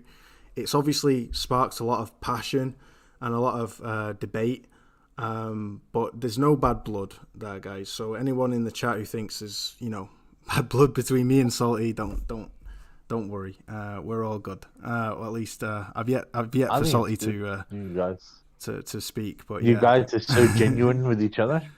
Yeah, you guys are no cap, just full emotion. Well, with how real he is, good. That's some good stuff. He says it as it is, no matter who he's speaking to, whether it's his best friend, his family, or someone he dislikes and doesn't get on with. He'll be real, and that's why I fucks with him, so to speak. That's why I appreciate him. Mad respect, man. Shout out to Salty for making me feel so salty, Yeah, shout outs to you, Salty, man. You're such a genuine dude. I appreciate that. I don't know if he's around.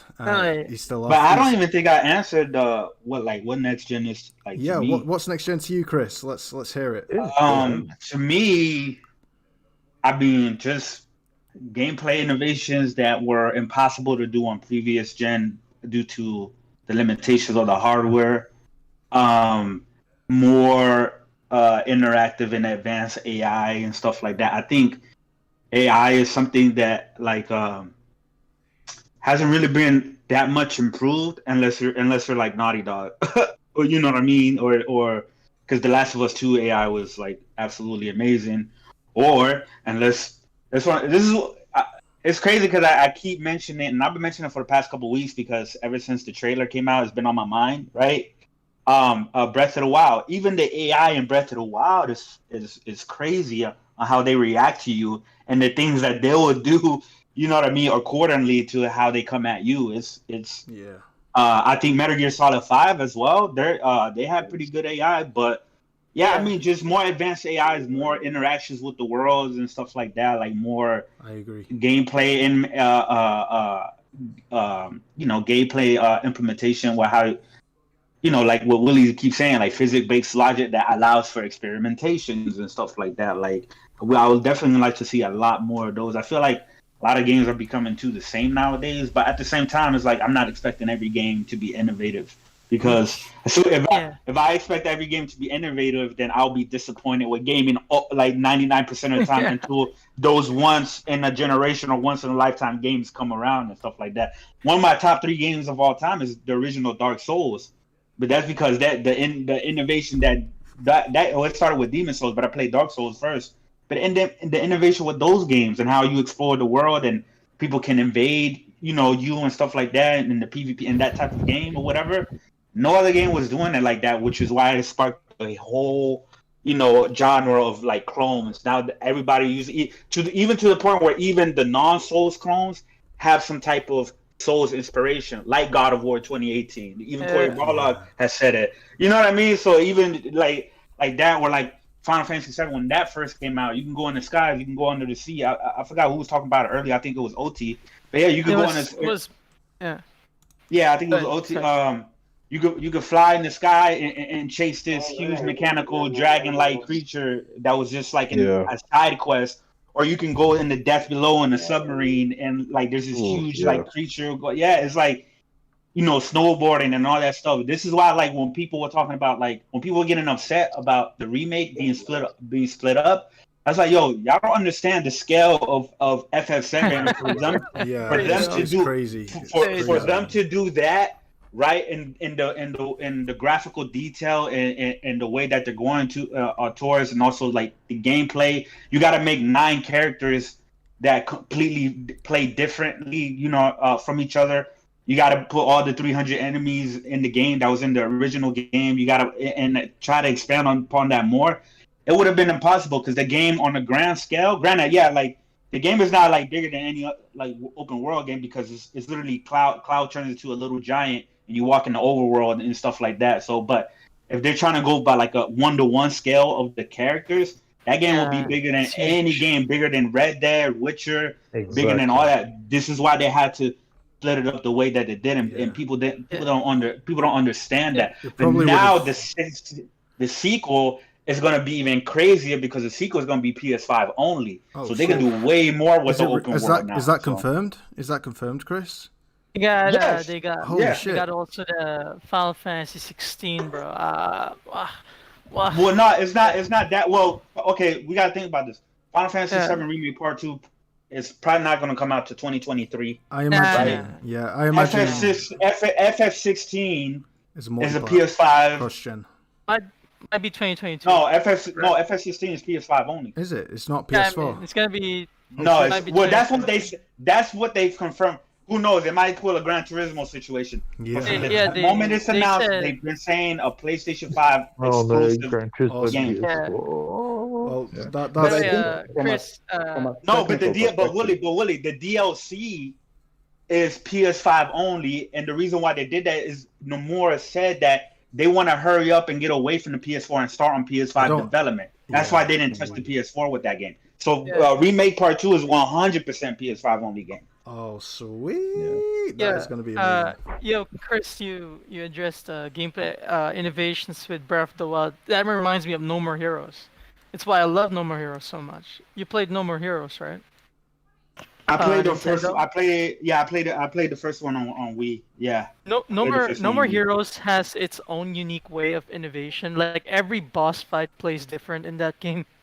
Like it literally plays different. It changes the gameplay. That's pretty in cool. every boss fight. Yeah. And I think that's also innovation. Yeah, we're going to move on to the next topic, but it's been amazing. I want to get Vinny's thoughts on this because Vinny made a great point on Twitter the other day, and it was something that took me quite a bit of mental gymnastics. I'm joking, by the way. I don't play mental gymnastics, but it took me a lot of thought to get my head round. I'm just going to find the tweet for you guys. But basically, Vinny, do you want to give your thoughts on the Ghost of Tsushima DLC expansion? And how you feel about it? Don't want to put you on the spot, bro, but... No, yeah, you're good. Just a disclaimer, I love Ghost of Tsushima. It was a 10 out of 10 for me. Everything about it was amazing. It was just like with the Director's Cut edition, I just felt like I don't think any of the upgrades should be free or the DLC should be free, but I do think like they should have separated the two costs of the upgrade for the $10 and the DLC for $20 instead of packaging them all in one. But I was just like, I was one of the guys who got a PS5 this generation. I didn't have a PS4, so I bought Ghost of Tsushima full price. I didn't regret it. I love the game, and I'm happy to support the devs.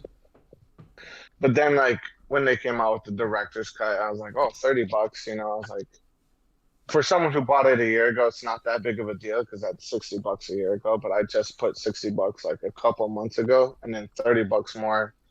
It's like comes out to $90. While you know people who never bought the game are getting the full package for $70. And I was just like, okay, well, I just thought, you know, maybe just separate the DLC from the upgraded version of the game, and I would have been fine with it. But that was just my take on the Ghost of Tsushima Director's Cut. Yeah. No, I hear what you're saying, dude. Because when you break it down like that, the fact is that people are paying more who support the game day one. They're paying $90 in total, whereas people who buy the game later are only paying $70, right?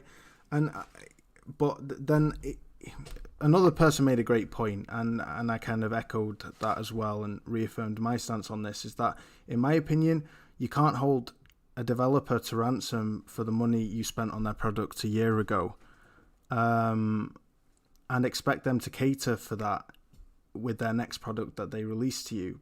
Business is still business, and you got to be able to still allow the business to make a profit and make money. So I think, and when you break it down logically, people who buy a product day one always pay more anyway. Inevitably, that's always been the case. The game goes on sales and stuff like exactly, that. Like yeah. the game, So Ghost of Tsushima was literally on sale for $10 like last week. Yeah, we never get rewarded for being a day one buyer. The reward is experiencing the game as soon as it comes out. Yeah, at launch, exactly. And that's the cost that comes with that. And so I don't know. I think there's a lot of different opinions on this subject about that. For those who don't know, who are watching this or in the chat, Ghost of Tsushima has received a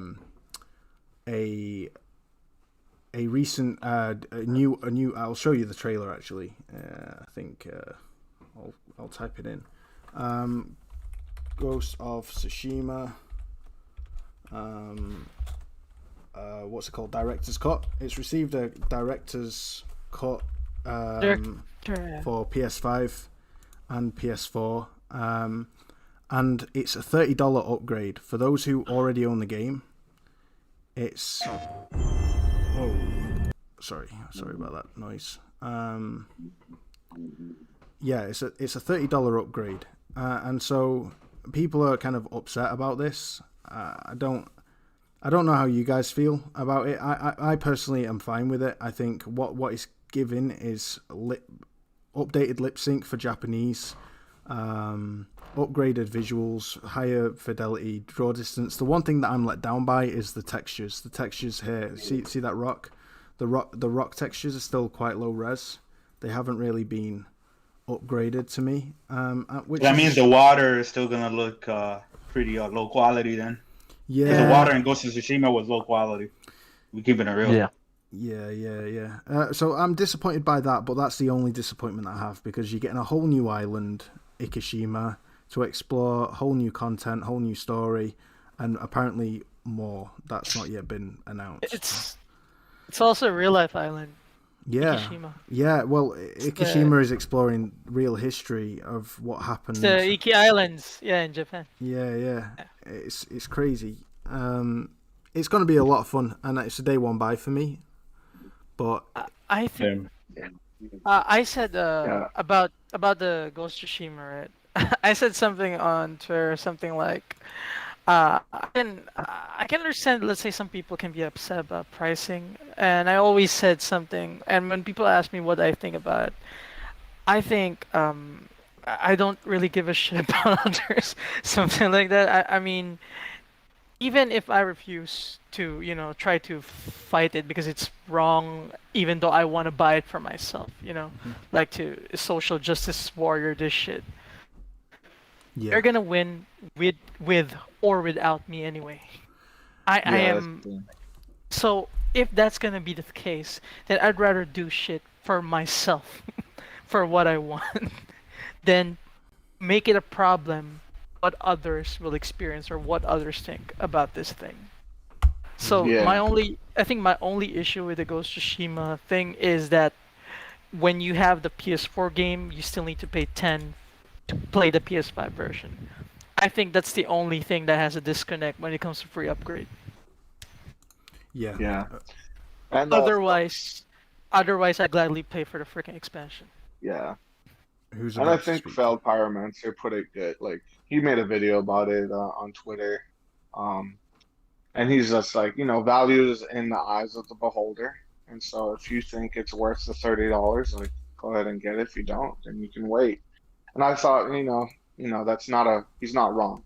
I could always wait if I don't feel like it's worth the $30, or if I want it, I could get it for the $30. Mm-hmm. So, yeah, solid. Well, what's up to Buck Roger in the chat? It's great that you're here, buddy. I don't know if you've been here for the whole show, but you've missed a hell of a show. Me and Salty were at each other's throats. It's been like, get your popcorn ready when you watch this on repeat, bro. That's all I can say. It's been a fire show. Also wanted to touch on Herman Hultz's announcement that Nixxes has been purchased, and everybody is going, that's it, PlayStation is going to PC day one. For those who don't know who Nixxes software are, to be honest, I didn't until I saw this announcement. They're a very accomplished technical game studio that have been basically, well, they say it themselves, making games better.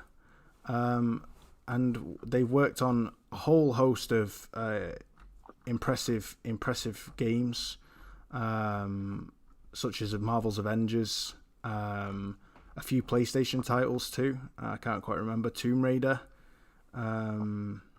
It's impressive stuff that they work on on porting games over to PC,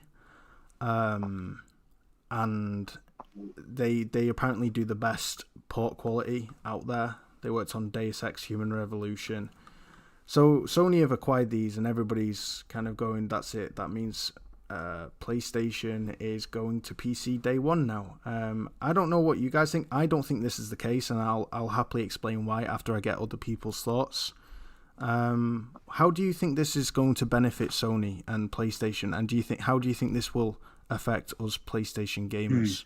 OT, I want to get your thoughts, brother. Oh, Michael, yeah. OT, you're OT first. OT's the best. Well, Michael. Can you guys hear me? Fuck. Yeah, sorry, bro. Can hear you. All right. We were all brown nosing you earlier, talking about how amazing you are, and so you'll have to play it on repeat. I missed that? Yeah, you missed it, bro. But that's karma. That's karma for you for being salty as fuck before. So, joking. Are you talking about yourself or me? My bro. Let me say.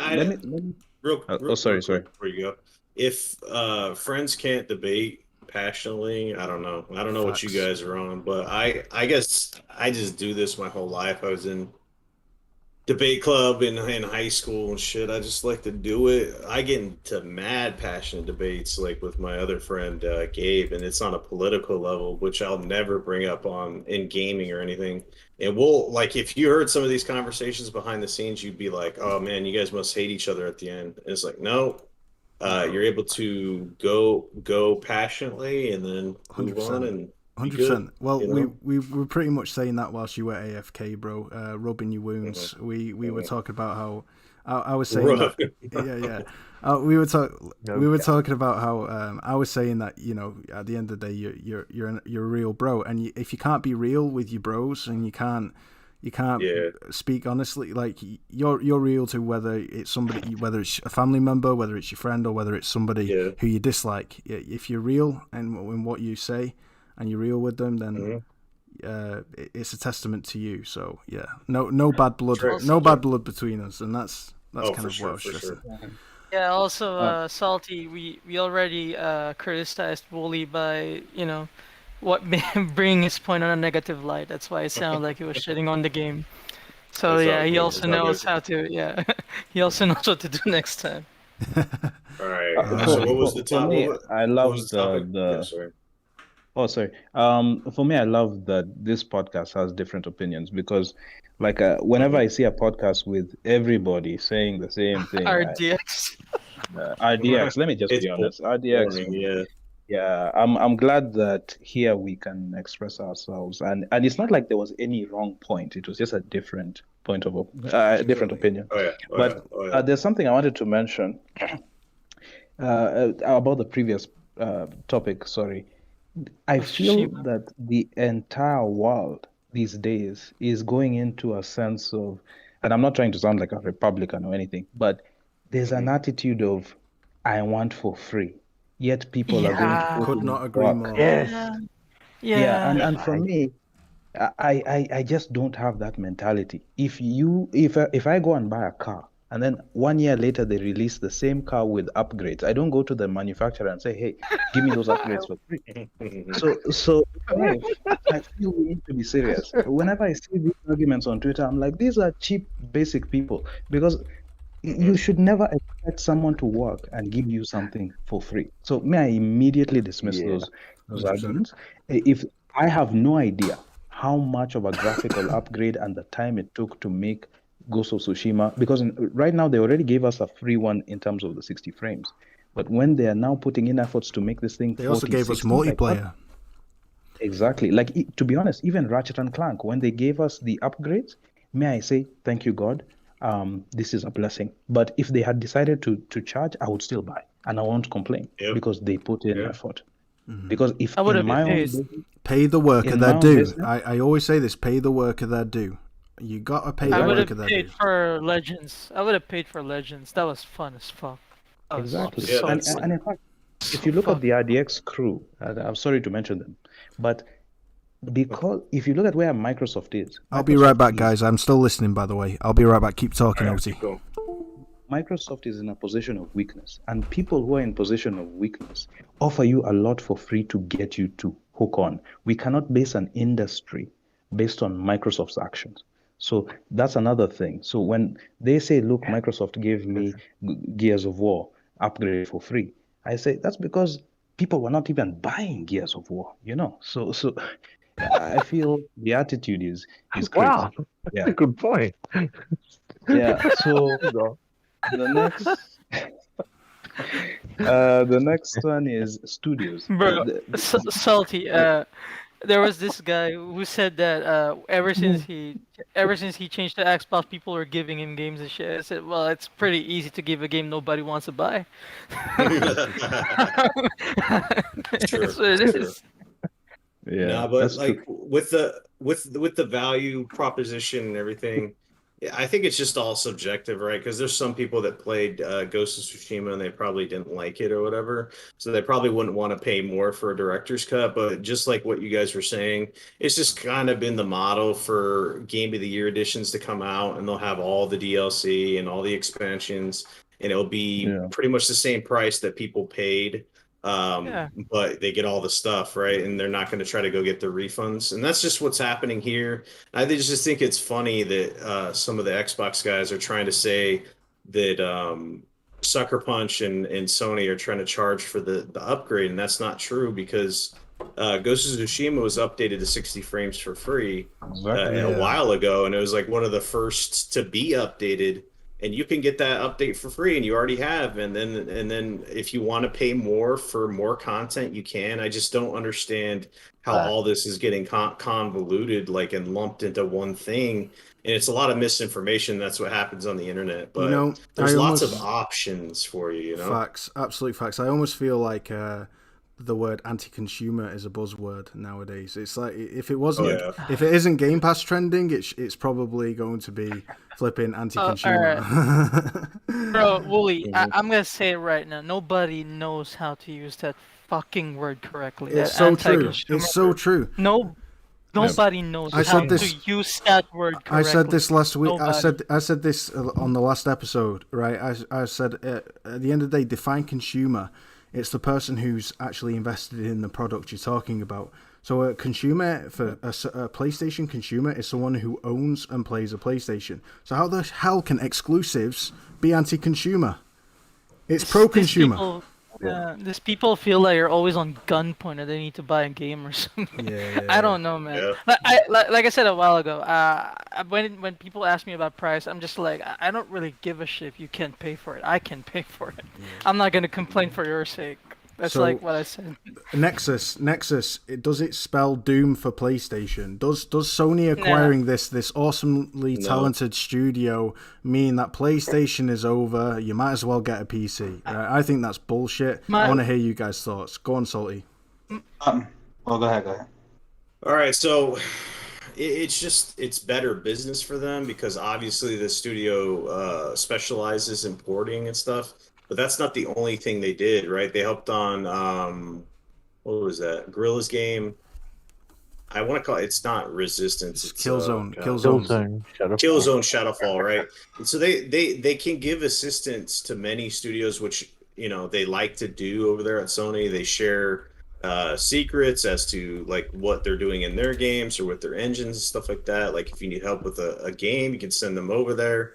And it's so secret that Sony has said that they're going to port more games over to PC. And what better way to do that than a first party studio instead of outsourcing to some random company, right? So they have that. It doesn't mean like, hey, we're going day and day, like because I said this before, misery likes company. That's the saying, right? So Xbox guys, misery loves company, and they want, because they're in the situation of their console being devalued. They want the PlayStation console to be devalued. They want everybody in this pile of garbage in misery, and that's just not the case right now because Sony sees the value of both. It's like Disney, right?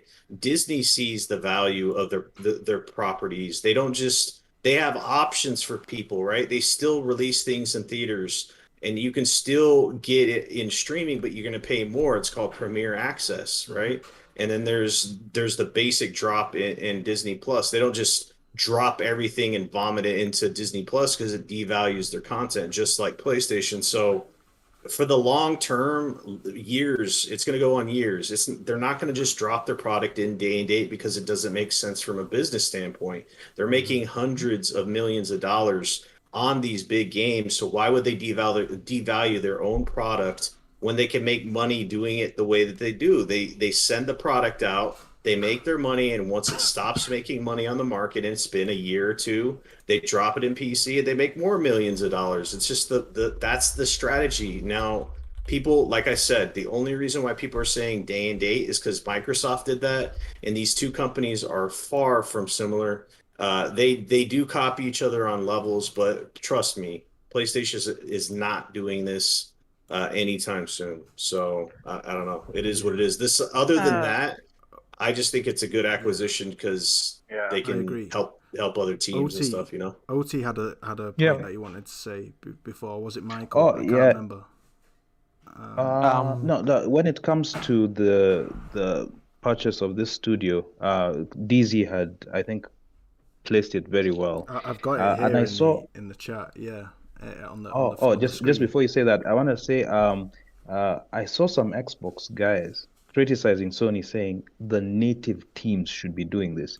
But you see, again, that's also very bad because us at PlayStation, we have a high standard for the games we play. So I don't want Naughty Dog focusing on PC and PlayStation at the same time. Xbox guys are busy getting Sea of Thieves quality DLC, which is terrible. I want our teams to be selfishly working on PlayStation. And so PlayStation has said, here, there's another team that will develop the PC version. That is strategic and clever without bringing down the quality. But that's what they're doing. That's an awesome point. But DZ went a step further as well. He touched on that what you just said, OT. But he's also said that he first of all lists what games they've worked on, and this is an impressive pedigree. Deus Ex, Tomb Raider, Avengers. Drive Club, even, which is one of the most technically impressive and ambitious games ever made. Go on, sorry. right? Akira? No, sorry. No, when I saw Nixxes, I knew that they were good at porting. So my first thought was, are they basically could be the answer to some backward compatibility questions? Like, Well, they're this is good at exactly porting. yeah. Yeah, they're good at That's what I porting. was gonna So they say might too. have a chance to like maybe port over those old games that people are actually Facts. asking for. Yeah, say Something like that. Oh, yeah. Another Look at thing this. about Look, Nixxes is that.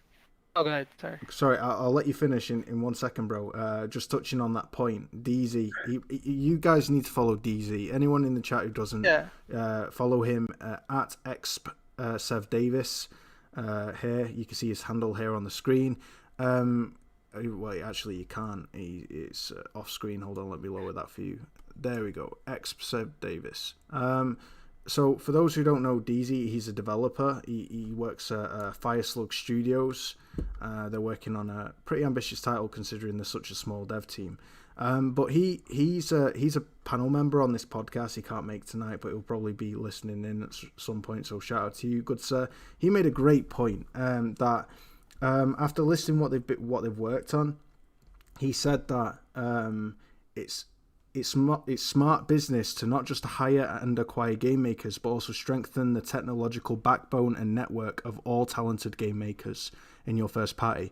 So Nixxes is actually a reinforcement to all these studios because they have so much experience working on so many game engines and so many different working with so many different developers on different games. They're going to be a great strengthening backbone to all these different parties.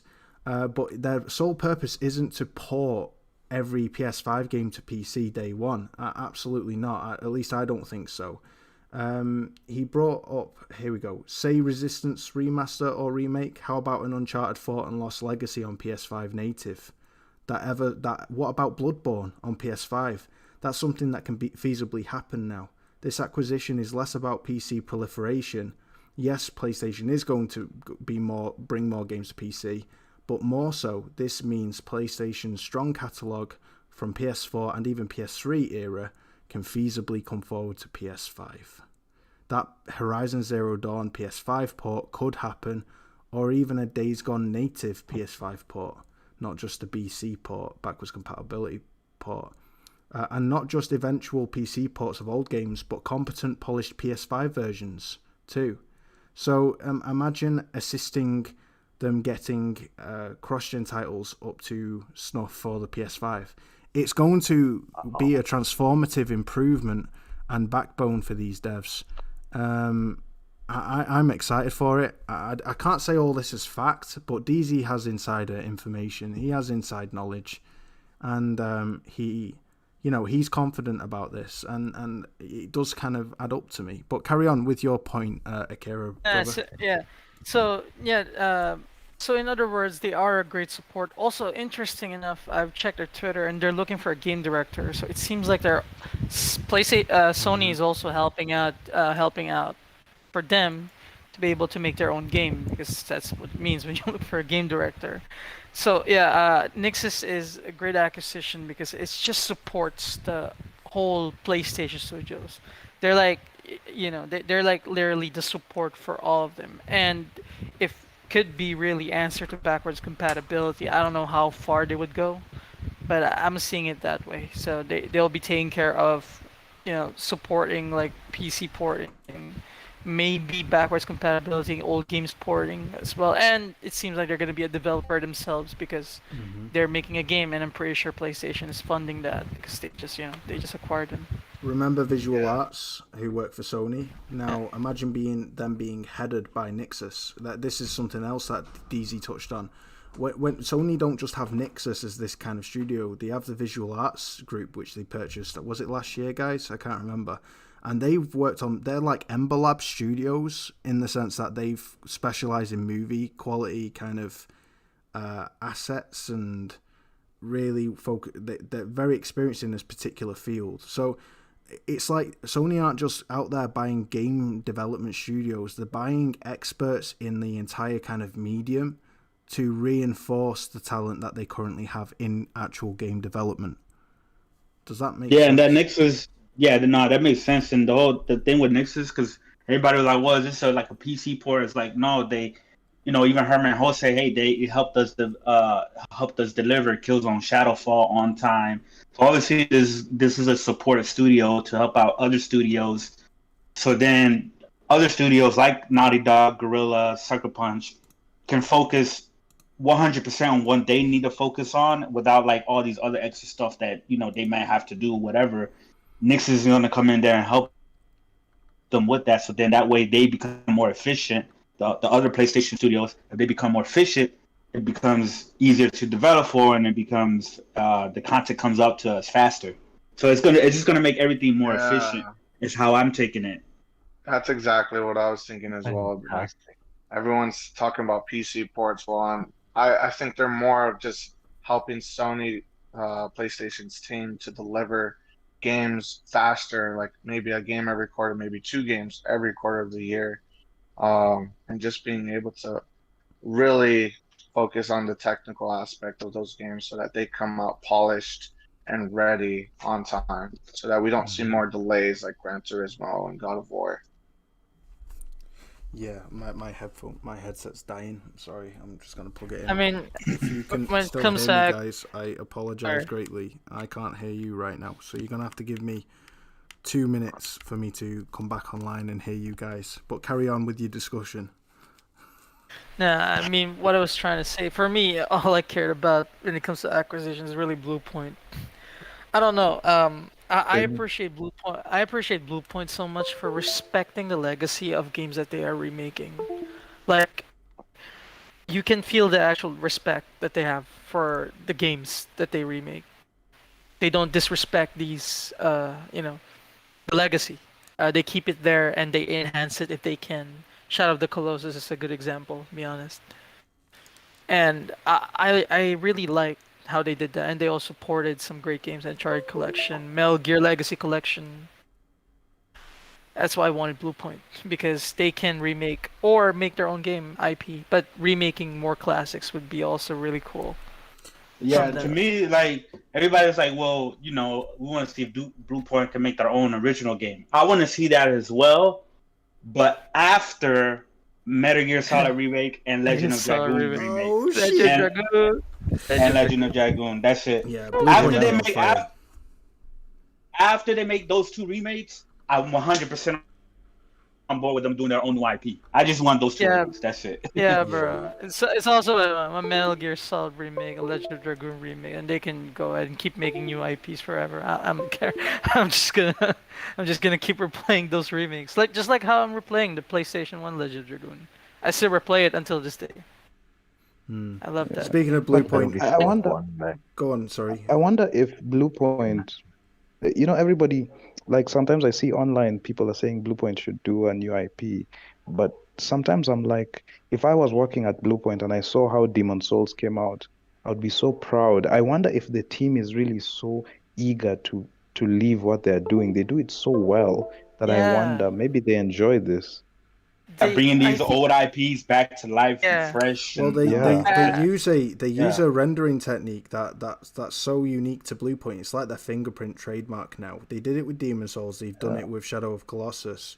They utilize the old game engine and use an additional second engine overlaying it in order to. It's almost like they are retracing the game. Yeah, and you know what, Woolley? That makes me believe that Sony. I mean, we saw the leaks or whatever, but 100% that Sony bought Bluepoint, because just like what you were saying earlier, how Sony, they're trying to buy the best in the industries, right? To like help, like their studios or whatever. Well, just like you said, like Bluepoint has their own unique rendering technique or something like that. So that's something, and they've been working with Sony. So I 100% believe Sony has either bought them or in the process of buying them already. I'm bouncing off that point, Chris. Demon Souls, right? Was a visual marvel on PS5, yes, but it wasn't a visual marvel on PS3. Now, now, bear with me whilst I get to this point. Shadow of Colossus was an absolute visual masterpiece on PS2. Yes. And when you look at the PS4 version, it's absolutely, it beggars to belief that it's running on a 1.8 teraflop machine. It's one of the most understatedly incredible looking games ever created, right? It's mind blowing. Yeah. And it's their rendering software allows them to pull off these kind of feats, right? So you can only imagine when you've got these games that push graphics to a crazy degree back in yesteryear, games that push the visual boundaries like Metal Gear Solid 4, or I don't know, games that really pushed innovation in terms of visual spectacle. Their games tend to scale. Their games tend to scale, and I think why Demon Souls looks incredible, yes, for a PS5 title, but if it was a different game, like imagine if they had remastered Shadow of Colossus but for PS5, for example, it would have been even more incredible.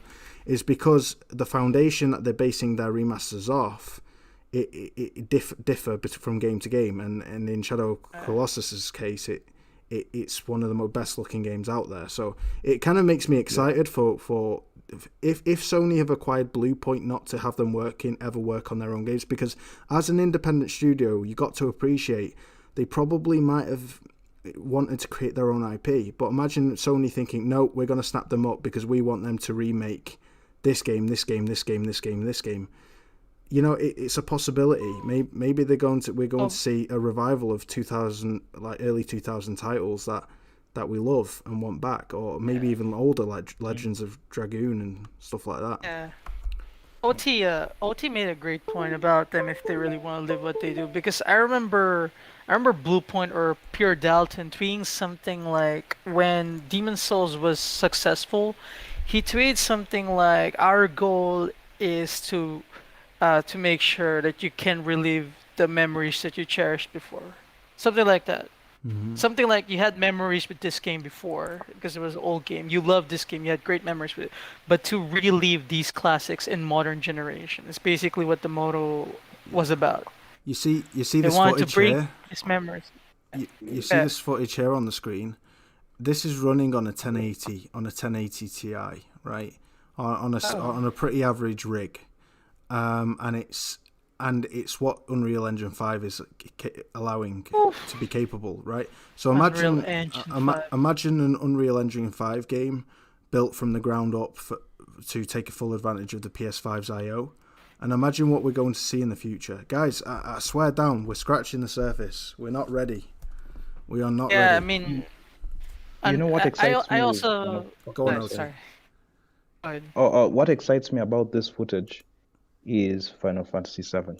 If they stick with Unreal Engine 5, Unreal Engine 5 has the capability of making massive landscapes in a quick time. And if you've played the original Final Fantasy, the challenge was the PS4 could not handle this scale with the detail that was in the original Final Fantasy. The scale was just too big. But I think with this engine, in 2 years' time, we might be seeing a Final Fantasy that blows us away simply because Unreal Engine allows this to be done.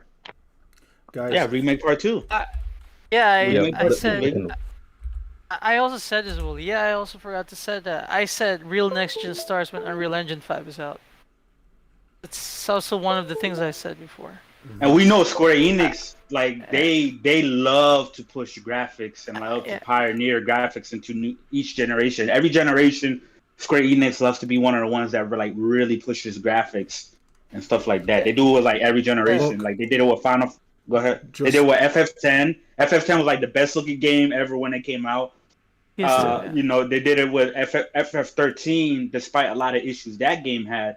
It was one of the best looking games when it came out. So PS3, yeah. So we know the next generation was Square. Even FF7, like remake looks amazing. Even with the PS5 upgrades, one of the best looking games I've ever seen. Just take a look. The PS5 upgrades. Take a look at my screen right now. Take a look at of the podcast and what I'm showing here.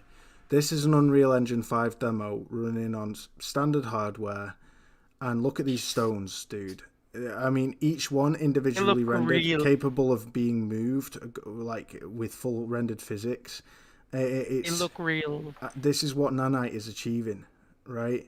And okay, now Death Stranding. Like when I looked at the previous thought, I just thought, imagine Death Stranding made on this. You know, can you imagine? Can you imagine if Kojima remakes Death Stranding 2 on this engine? Like, oh my gosh! Like, I'm just getting carried away. Like, look at that. But what I said is, I think next gen starts when Unreal Engine 5 is out, because I always looked at Unreal Engine as like a basic engine for every other engine out there. It's the basis. You know, like every other engine out there kind of like base their engine basic to Unreal Engine. That's why I believe they can only improve their engine further after Unreal Engine 5 is out. You know what I mean? Mm-hmm. Yeah. Just like how they did it with every gen. Every time Unreal Engine goes forward is when everybody goes forward as well. Yeah. And I think that starts with Unreal Engine 5, and that's when we're going to start some really mind-blowing stuff. So even if, you know, with Xbox, with Coalition and Ninja Theory getting Unreal Engine 5, yeah, I'm pretty excited to see what they got, because they got Unreal Engine 5. I have a different opinion, though, in terms of Unreal Engine. Like, I don't know if I posted on Twitter, because I use it for some of my work, and it's definitely powerful. But once you put in gameplay, once you put in physics, there are many other aspects. You know, these are just visual demos. I'm not 100% positive, but by the time you see what Bluepoint's next game will be, by the time you look at what Naughty Dog's next game will be, God of War, I think they will beat the best Unreal Engine 5 games. You're hating on Unreal Engine 5, OT. Score it a 6 out of 10. This is so negative. You're just hating on it. Tell me it's a 6 out of 10. Tell me it's a 6 out of 10, right, OT? What would you score it? Be real. No, it's I think Odie has a point, but I mean that's always how it works. Unreal Engine 5 always serves like a technical demo for other engines to be able to improve and push further. That's like what Unreal Engine was always supposed to be. I mean, you got Final Fantasy 7 remake with Unreal Engine 4 and Days Gone, right? But if you put Days Gone as well near Red Dead Redemption 2, Red Dead Redemption 2 looks better, even though it's Unreal Engine 4 or Days Gone, because they're just really the basic. And the other engines who have their own engine, they get to improve it further because the knowledge is from Unreal Engine, or they can push further than that. Because like if you look at Red Dead Redemption, what they were able to achieve, and then look at Days Gone. Days Gone is a beautiful game with its own right, but you can't compare it to just how beautiful Red Dead Redemption 2 is. What's Rockstar Engine's called? It's called like the Rage Engine, right? Mm-hmm. Exactly. Yeah, that's the one. Yeah, that Rage Engine Engine is crazy. Crazy, man. The engine's crazy.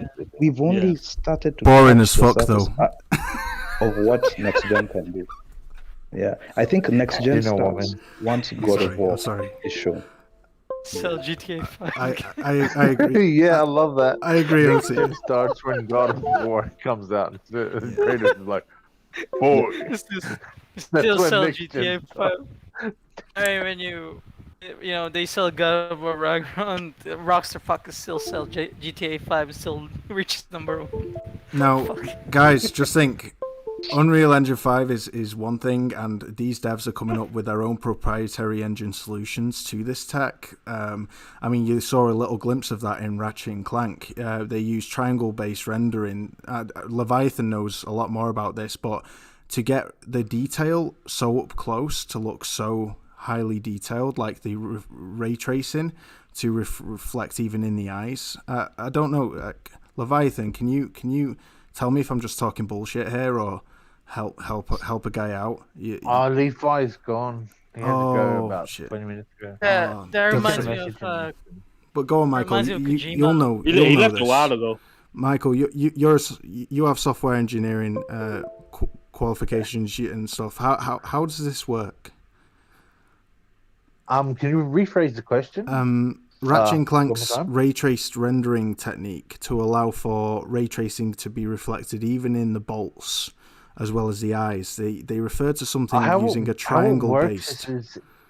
It's very smart, because what it does is it constantly casts new reflections based upon where your perspective is. So it has a set resolution, and it will cast rays in a triangle in front of you, so everything reflects within the resolution budget.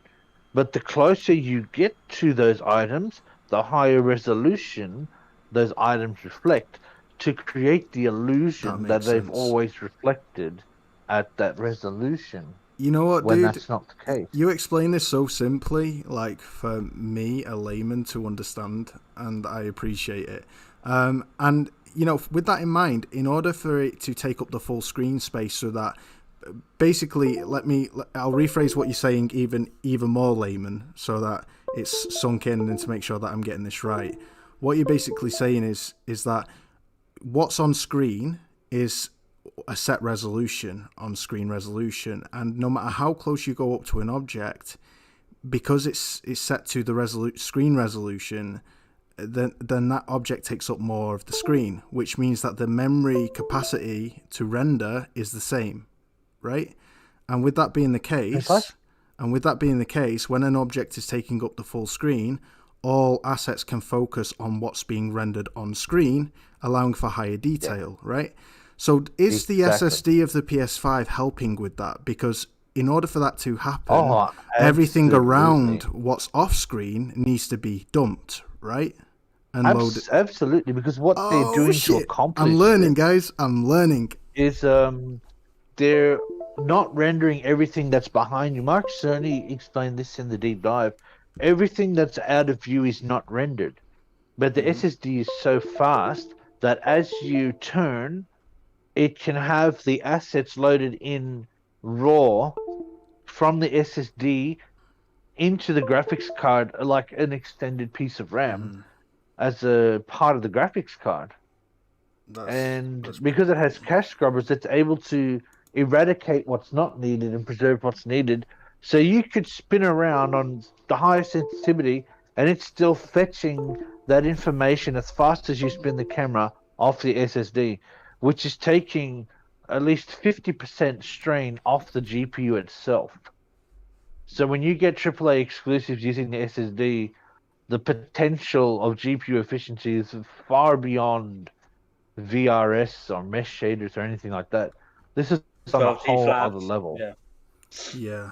Yeah. The future. That's why Ratchet & Clank looks so good, because the future is now, people.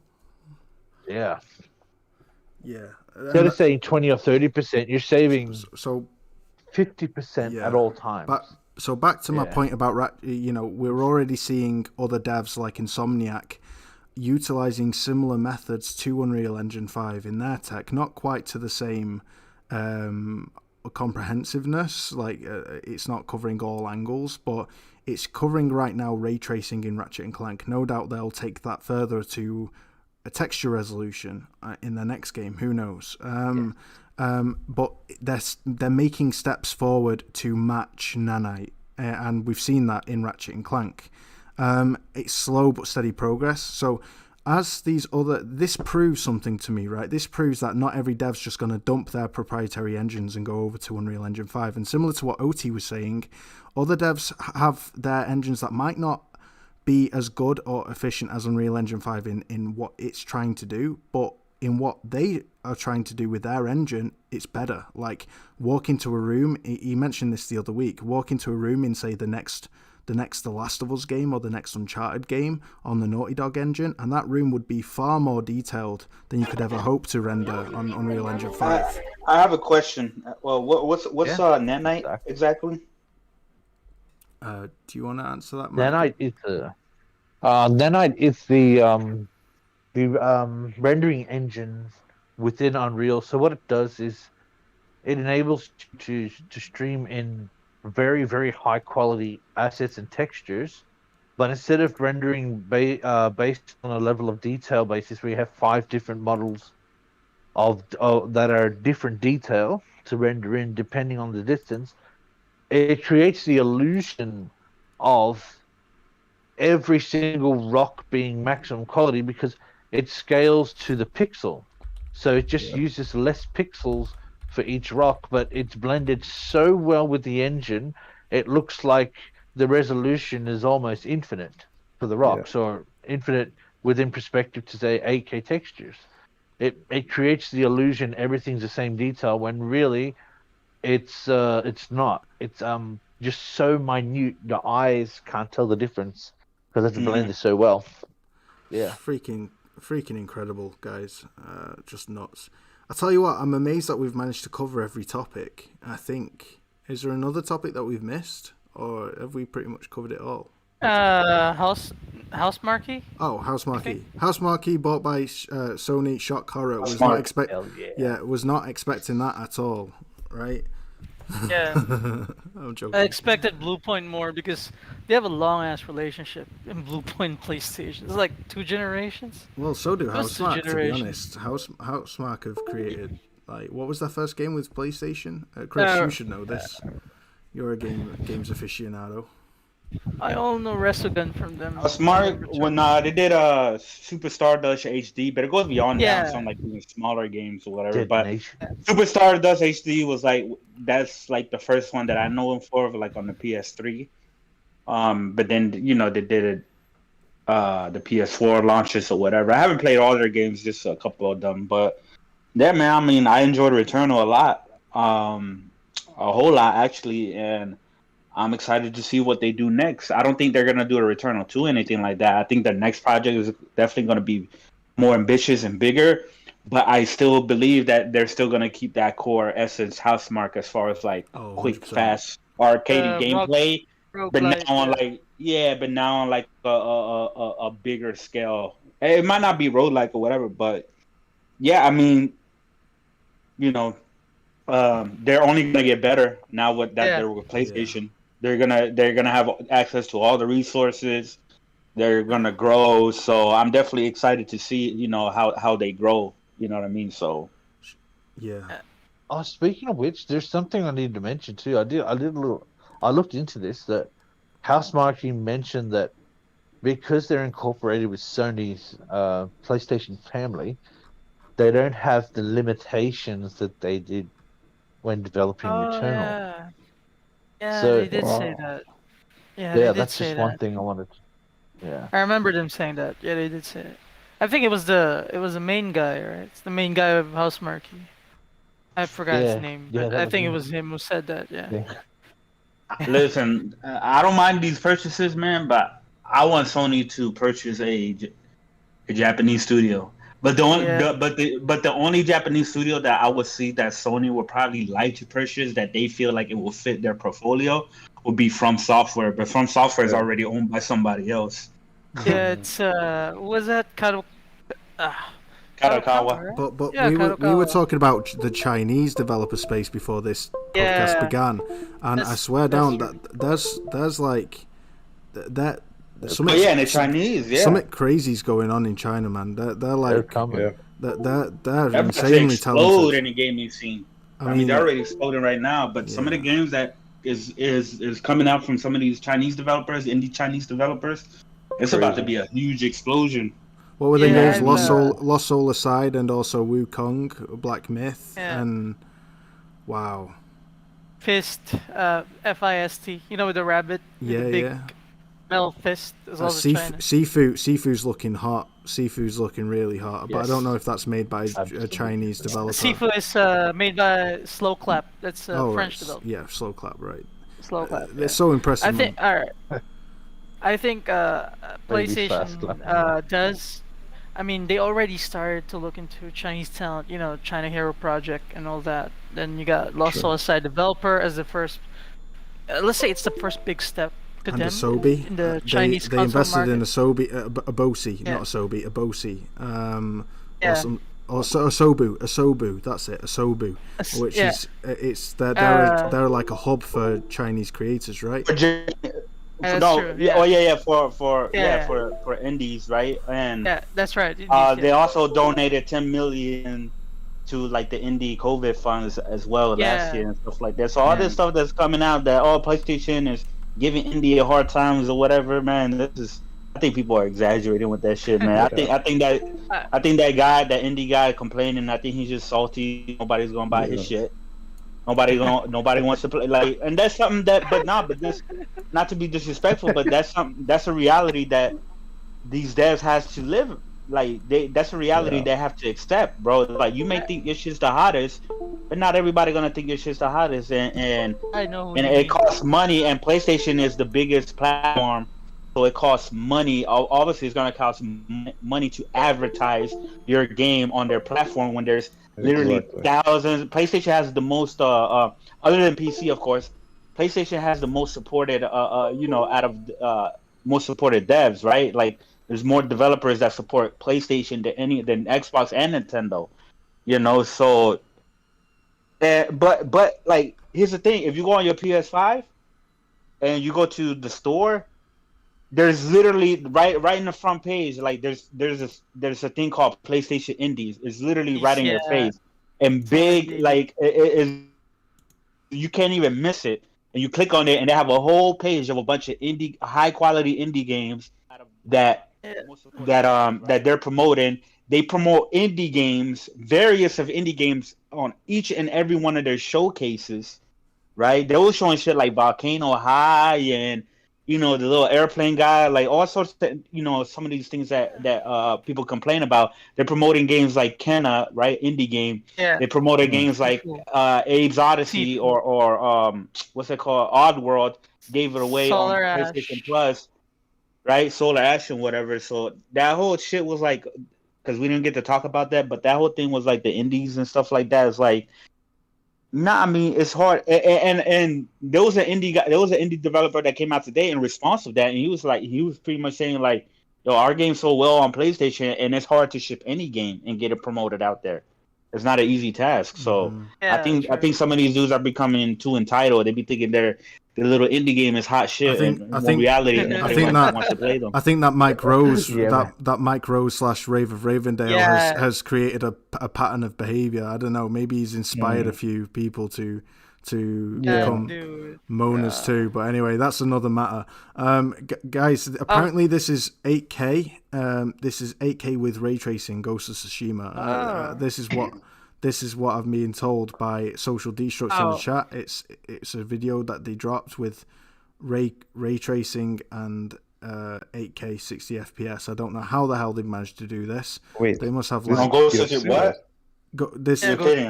showing a video right now. That's apparently Ghost of Tsushima. I don't want to interrupt, but I gotta go. Yeah, I gotta go, guys. I gotta get shout out to Salty's Gaming. Thank you so much, brother, for being here, bro. It's been amazing, and appreciate you, brother.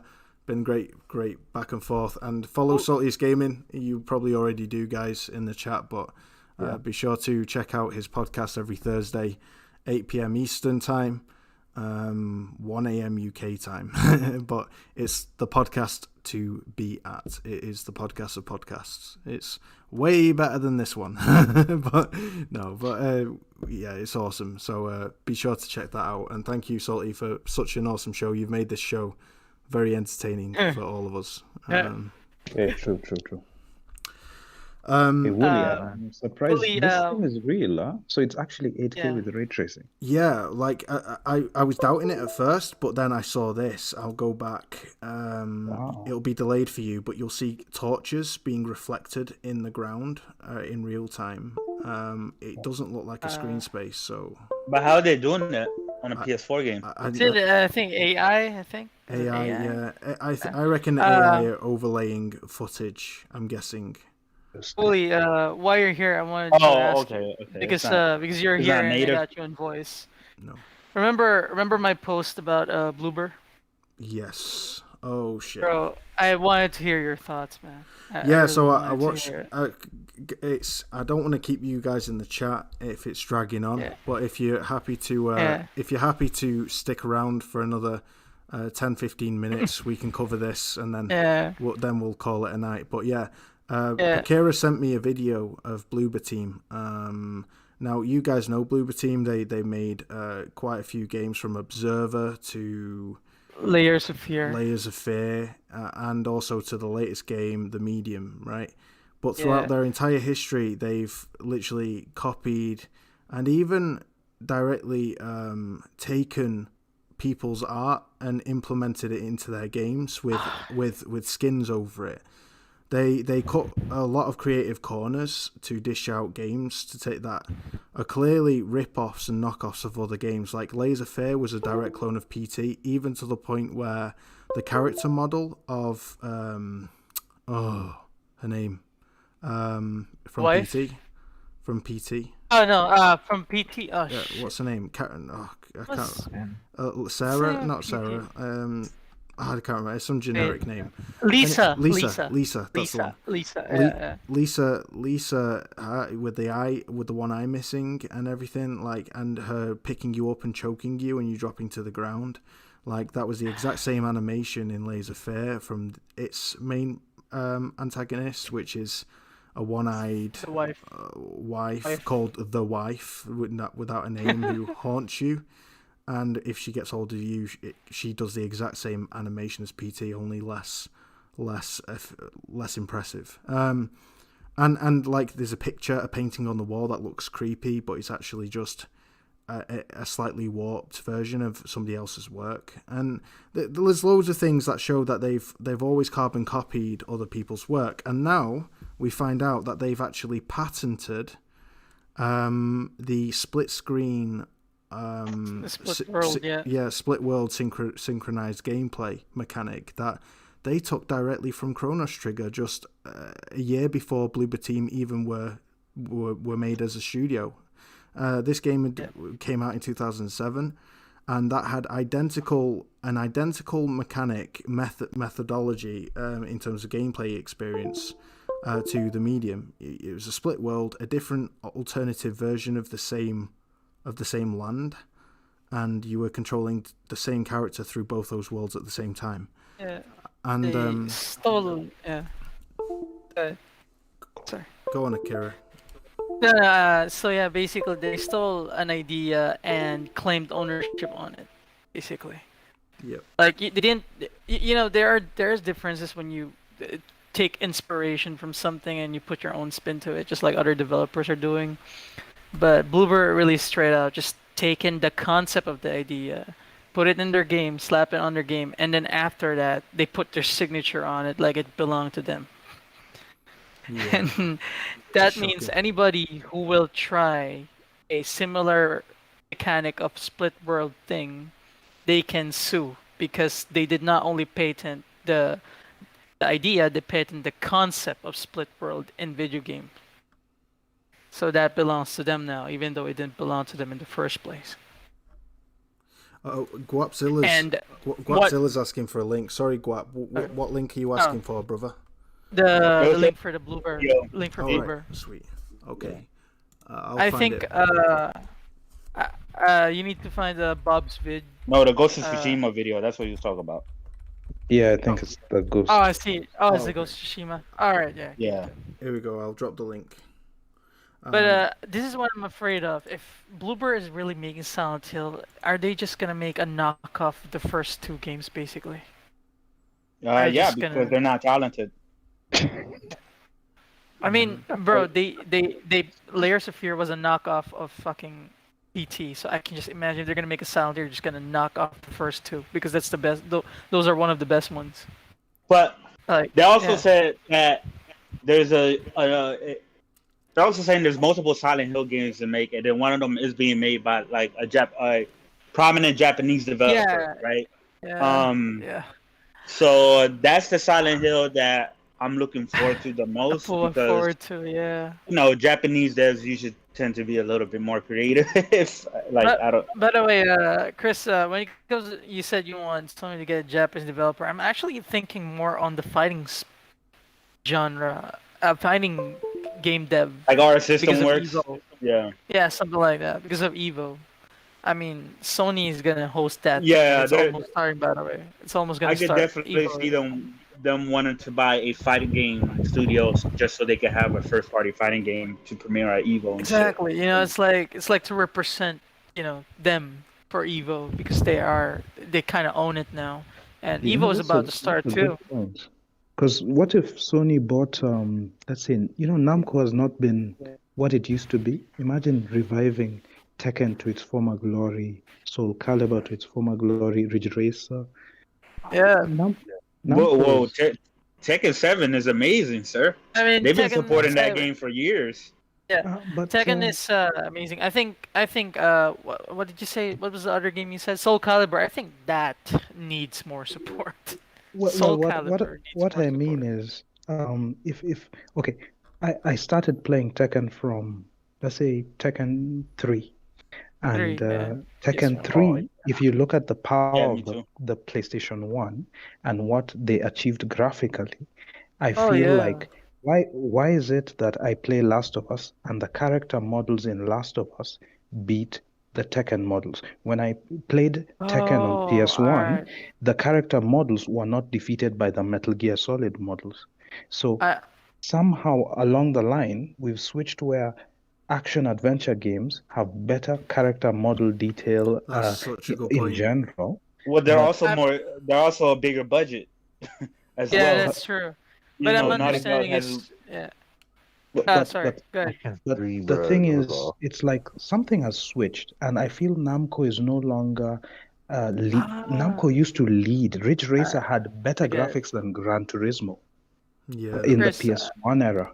Yeah, Ridge Racer. I think I get his point. Like, Namco was leading the pack back then. Exactly. PS1 era. Yeah. If I remember, Tekken 3 was graphically amazing. When we got PS2, though, it was Metal Gear Solid 2. That jump from like like to me, Bandai Namco right now, they're more of they publish good double A JRPGs, right? Yeah. They have a few fighting games, and they do a lot of anime licensing games, right? They do a lot of anime licensing games. So I mean, even though like games like Scarlet Nexus and stuff like that is great, the biggest AAA games that like Bandai Namco actually publishes are the From Software games like Dark Souls and now Elden Ring, right? Elden Ring is going to be Elden Ring is going to be the biggest game, but that's because it's From Software. So anybody who publishes From Software, you're going to get huge games out of them. So but I agree. I totally agree with OT. Like, I mean, but that's happened to a lot of devs. Like Sega was amazing. Konami was amazing back in the day. Like, it's just shit. That's how shit is, man. Like, things start to fall apart. Bro, Konami is Konami is an insane story, man. Like, it used to be one of my fucking favorite developers or fucking publishers out there. I don't know what. Pachinko destroyed me inside when I saw them MGS3 or MGS3 Pachinko footage. It was just like, I mean, I was literally doing a Kanye West. I was like, "Are you kidding me right now? Are you serious? Are you seriously?" See, I don't think Konami itself will ever return back because they pretty much got rid of all the developers, right? So Konami they're not developing games, so they're not going to return back to the glories. But there's a lot of other devs, right? Because we've seen it with Capcom, where Capcom was like they were the best, and then all of a sudden they just started falling off and started producing shit, and then now they're back to being like amazing again, right? Same thing with Square Enix, right? There was a rough 10 years of Square Enix that was just like terrible for us Square Enix fans, but now they're getting back to back to their glory days and stuff like that with some of the stuff that they're producing and coming out with, other than their studios like Crystal Dynamics or whatever. They're mediocre, right? But I mean, there's always chances for these companies and publishers to make a comeback. But as far as Konami is completely done. So now the best thing that Konami does, my bad, the best thing that Konami can do now is license their games out to publishers and developers that will be willing to make some of their IPs or whatever, and they just all they have to do is sit there, collect the check. They don't even have to do no work. So I hope that the rumors of Metal Gear Solid is true, that I think Sony knows the importance of that game, so I would imagine Sony will go into Konami and be like, yeah, we're going to drop this big check to you. Let us get the Metal Gear RP. All I can say, make something all I can say, guys, is that I don't think Herman is stupid, and Herman Holtz, he's a very avid gamer, and same with Mark Cerny as well. You see him he platinumed Returnal, for goodness sake. Oh my gosh, and Cuphead. And Cuphead. The dude's. I mean, I swear the dude's autistic, because he puts his mind to something. There is no stopping the guy, and so. Sony have this. I know. I'm sorry. I can take the piss out of myself because I've got autism, so it's fine. He's hardcore, bro. He's hardcore. But basically, thingy. I was gonna say. Shit! I've lost my train of thought now. Flipping. Sorry, bro. No, it's all right, mate. It's just you laughing made me laugh. But yeah, that's what I was gonna say. Sony have got this crazy entire ethos that has kind of permeated by the people that have been in charge over the years, and these people are big gamers. They are. So I don't think they're stupid. I think they know full well what players want and what gamers want, and they're working towards that at full speed with the PS5. They were off to slow start with PS4, but definitely with the PS5. Before you say something, Akira, bro, I just want to hear what Michael was going to say. He was coming in earlier on. Yeah, true. Was it you, Michael, or was it OT? I couldn't quite tell. I think it was OT. Yeah. Was it OT?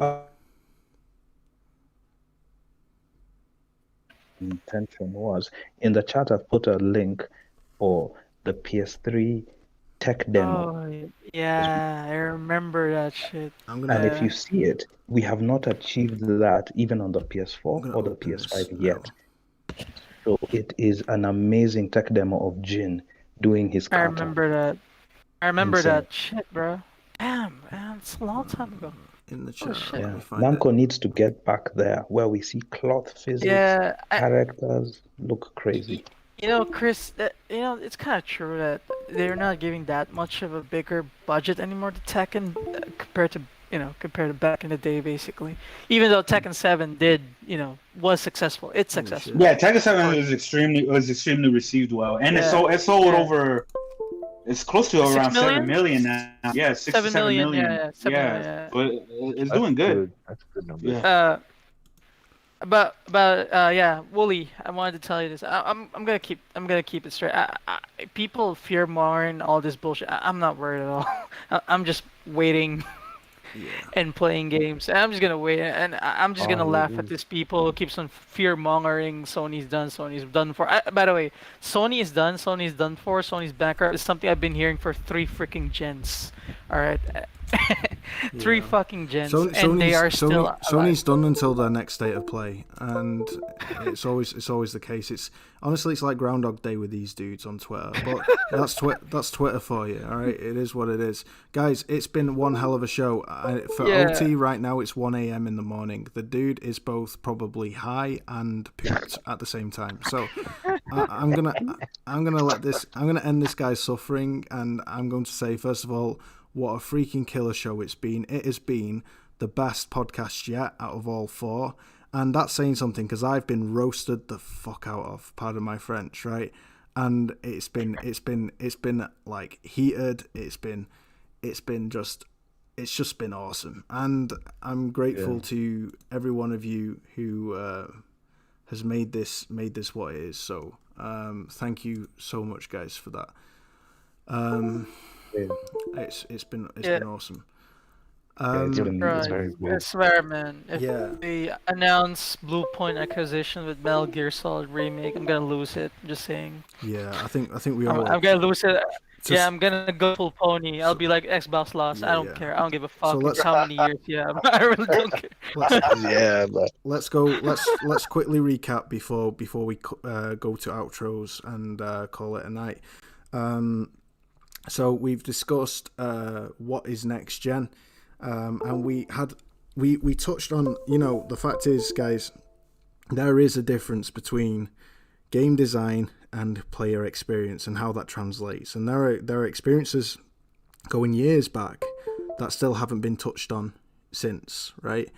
And that's a really awesome thing to think about. And we've also come to the conclusion that I should have scored Ratchet and Clank apparently a 6 out of 10. not the 8 that I wanted it to be. No, I'm joking. I love Ratchet and Clank. I love the game. It's a brilliant game, but I'd score it an 8 out of 10. It was going to be a 7.5 if it wasn't for the game picking up towards the second half of the game. It gets better, right? Because I was stagnating a bit with it. So solid game, but for me, I'm looking forward to the future, to what I think true next gen will be, and it's stuff that Chris brought out, OT brought out, you guys all brought out. You talked about MGS3 and also Breath of the Wild, logic-based physics, experimentation, and discoverability. That's not time. Ice melting in Metal Gear Solid. No, I wouldn't say Woolley. There's still things being discovered in Breath of the Wild today. Even just 2 days ago, somebody finally was able to get this impossible chest open, and the way that they did it and figured it out was crazy. People have been figuring it out for years, but there's still things to this day that people are figuring out with this physics and logic. I don't know how the fuck they build that game to where it's 4 years later, it's still being explored as far as what you can do with it. Let me give you an experience. Tell you something. You know the game Prey on PS4, Prey, right? Yeah. I didn't have the strength to pick up this big box. You need strength to do it. Somebody's feeding back. Somebody's mic is going crazy. Who is that? That's Akiris. Yeah. Sorry, Kira. Sorry. It's all right. Your mic's gone super loud. So guys, I couldn't get through this part blocked by a big cardboard box because I didn't have the strength requirement. So you know what I did? I shit you not. I picked up a plank of wood. I slotted it, carefully managed to slot it in the small little gap, and I walked against it and used it as a lever, and it worked. And that blew my freaking mind. And that's similar to what Chris is talking about with Breath of the Wild, right? You can use leverage in Prey, actual leverage. Yeah. And so, guys, it's these kind of things that I want to see consciously implemented into games, not accidentally implemented into games. I want to see this kind of discoverability, and that's for me what I'm looking forward to. And sorry. Metal Gear Solid 3 is when I accidentally shoot the bridge and 2 guards fall off. Yeah. Oh yeah, that's Remember amazing. that? I did. Yeah. And you can shoot that. You can shoot the beehive and make them flee as well. If you get covered in leeches, you have to light a cigar and kill the leeches, just like in real life. Yeah. Like, why has no games have implemented some of these mechanics in these other games? Like, it's crazy to me. Like, yeah. When you fall into the cave, it was dark, and then it becomes adjust. It adjusts to the brightness. Yeah, adjusts to the darkness. Oh God, yes. There's so much shit. So Kojima's way of time. Yeah, he is. Yeah. So we've discussed all that. We've discussed Housemarque, Bluepoint, and Nixxes.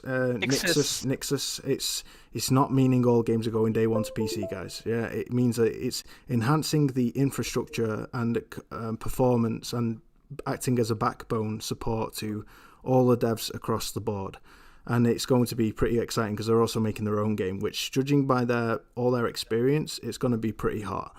And guys, overall, it's been an awesome show. I've gone toe to toe with Salty for the first time ever. Me and one of my closest friends go neck and neck and have a disagreement on a podcast, and it was a heated debate, I tell you. And he almost had me by the balls, but I think I came back with a bit of a punch here and there towards the end, if I do say so myself. But GG to Salty, and I'll give him that. It was a fire debate. So thank you to him. Shout out to him. Let's go with the outros, guys. So my awesome guest, Vinny, it's been an absolute pleasure, my dude.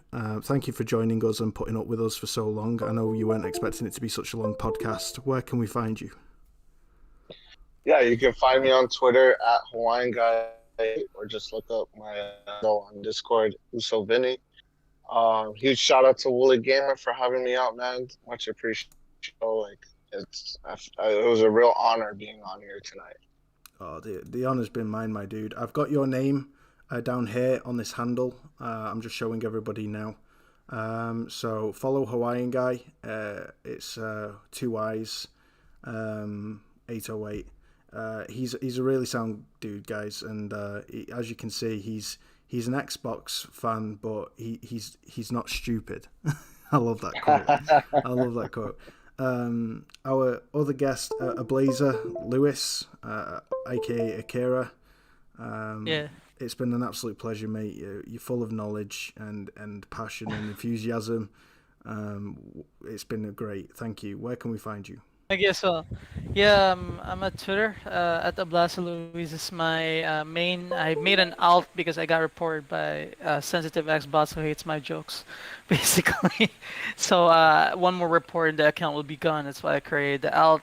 The alt is a bit hard to find, but I'll put it in the chat just in case. Yeah, the alt has weird numbers on it. Okay. There. Yeah. Yeah. It's been awesome. Thank you, Oti, my dude. Thank you so much for gracing us with your awesome presence, dude. You've been blowing up on Twitter, and to know that here is where you like to place your roots when you come onto a podcast is definitely. Mate, let me tell you, it's beyond flattery. It's a real compliment, and it means a lot to me. So thank you. So where can we find you, my guy? Hey, I keep forgetting my Twitter handle. Don't worry, that's okay. I've got it right here. Okay. So, Yeah.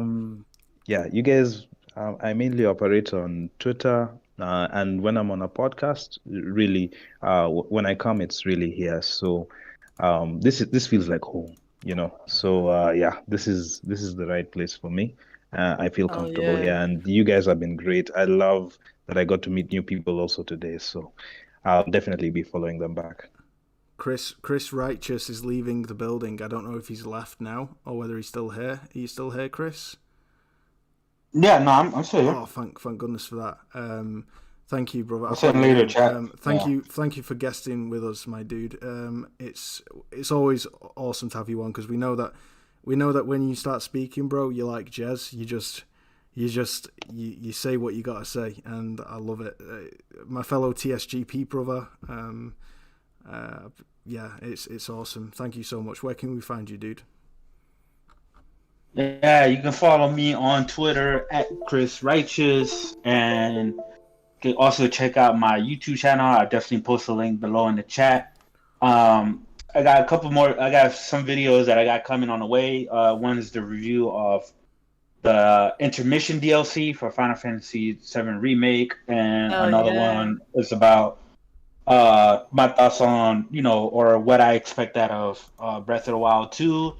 And I'm also going to be picking up Skyward Sword HD later this month. It comes out this month for the Switch or whatever.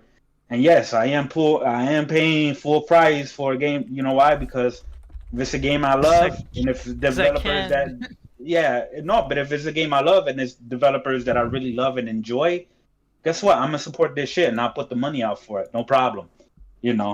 So, but other than that, man, shout out to everybody. It was a great conversation. And yeah, man, everybody play your games, beat your games, and let's get into it, man. And my also one thing is I'm definitely gonna be ramping up more content on my channel, and most of it is gonna be. I want to show people a snippet of your channel, bro, because this had me balling. I was laughing my head off. But I'm not gonna do too many of those unless I get real upset, like the Square Enix rant. But come here. My channel is going to be focused more on games and actually talk about games. Listen to this. Just listen to this, guys. Listen to this. This is ready. What in the fuck was that dog shit y'all pulled? Huh? That was dope. So yeah, that is hilarious, guys. If you could hear that was just it was how he did it. It was like, hey, Square Enix, come here. No, not. Don't show me Forsaken. Don't show me Forsaken. You know, come right. What in the fuck was that E3 conference you just pulled? It was just absolutely. Listen, man, that's coming from a passion. When you're a true fan and you're a true passion fan, you're gonna call the company on the bullshit, bro. You're not gonna straight cap for everything that they do, man. They do shit disappointing. You're gonna be upset and you're gonna let them know that you're disappointed. Because you have to. No. Mate, I'm listening to it again. I'm playing it again. It's the funniest. Stand right there. Here we go. Stand right Here we there. go. Exactly Wait. where I want you. Right there. Ready? What in the fuck was that dog shit? Oh my god. Y'all fool. It's just brilliant. And he just goes on.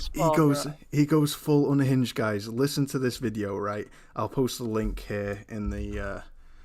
Chris, Babylon's Fall, man. Oh god, I was so upset, man.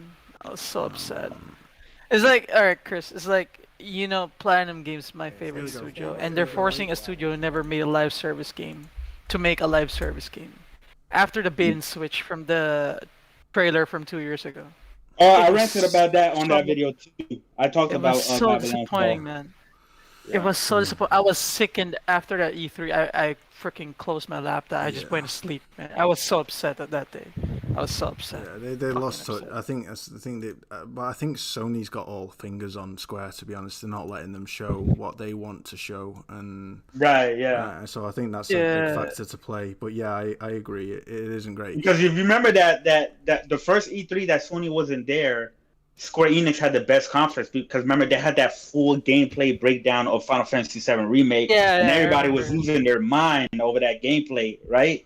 So it's like, yo, they had like an amazing shit. So like to me, it's like if Sony's not gonna be on E3, like the next stuff that I expect to be really good with the games that I really love and enjoy and I want to see, and I know they got coming down the pipeline, will be like Square Enix and stuff like that. But like, nah, they didn't show shit. Dragon Quest 12, nothing. They ain't no FF16, nothing. But I think FF16 and like and stuff like that, I think Sony wants that being shown at their event. That's probably why I wasn't there. Yeah, that's true.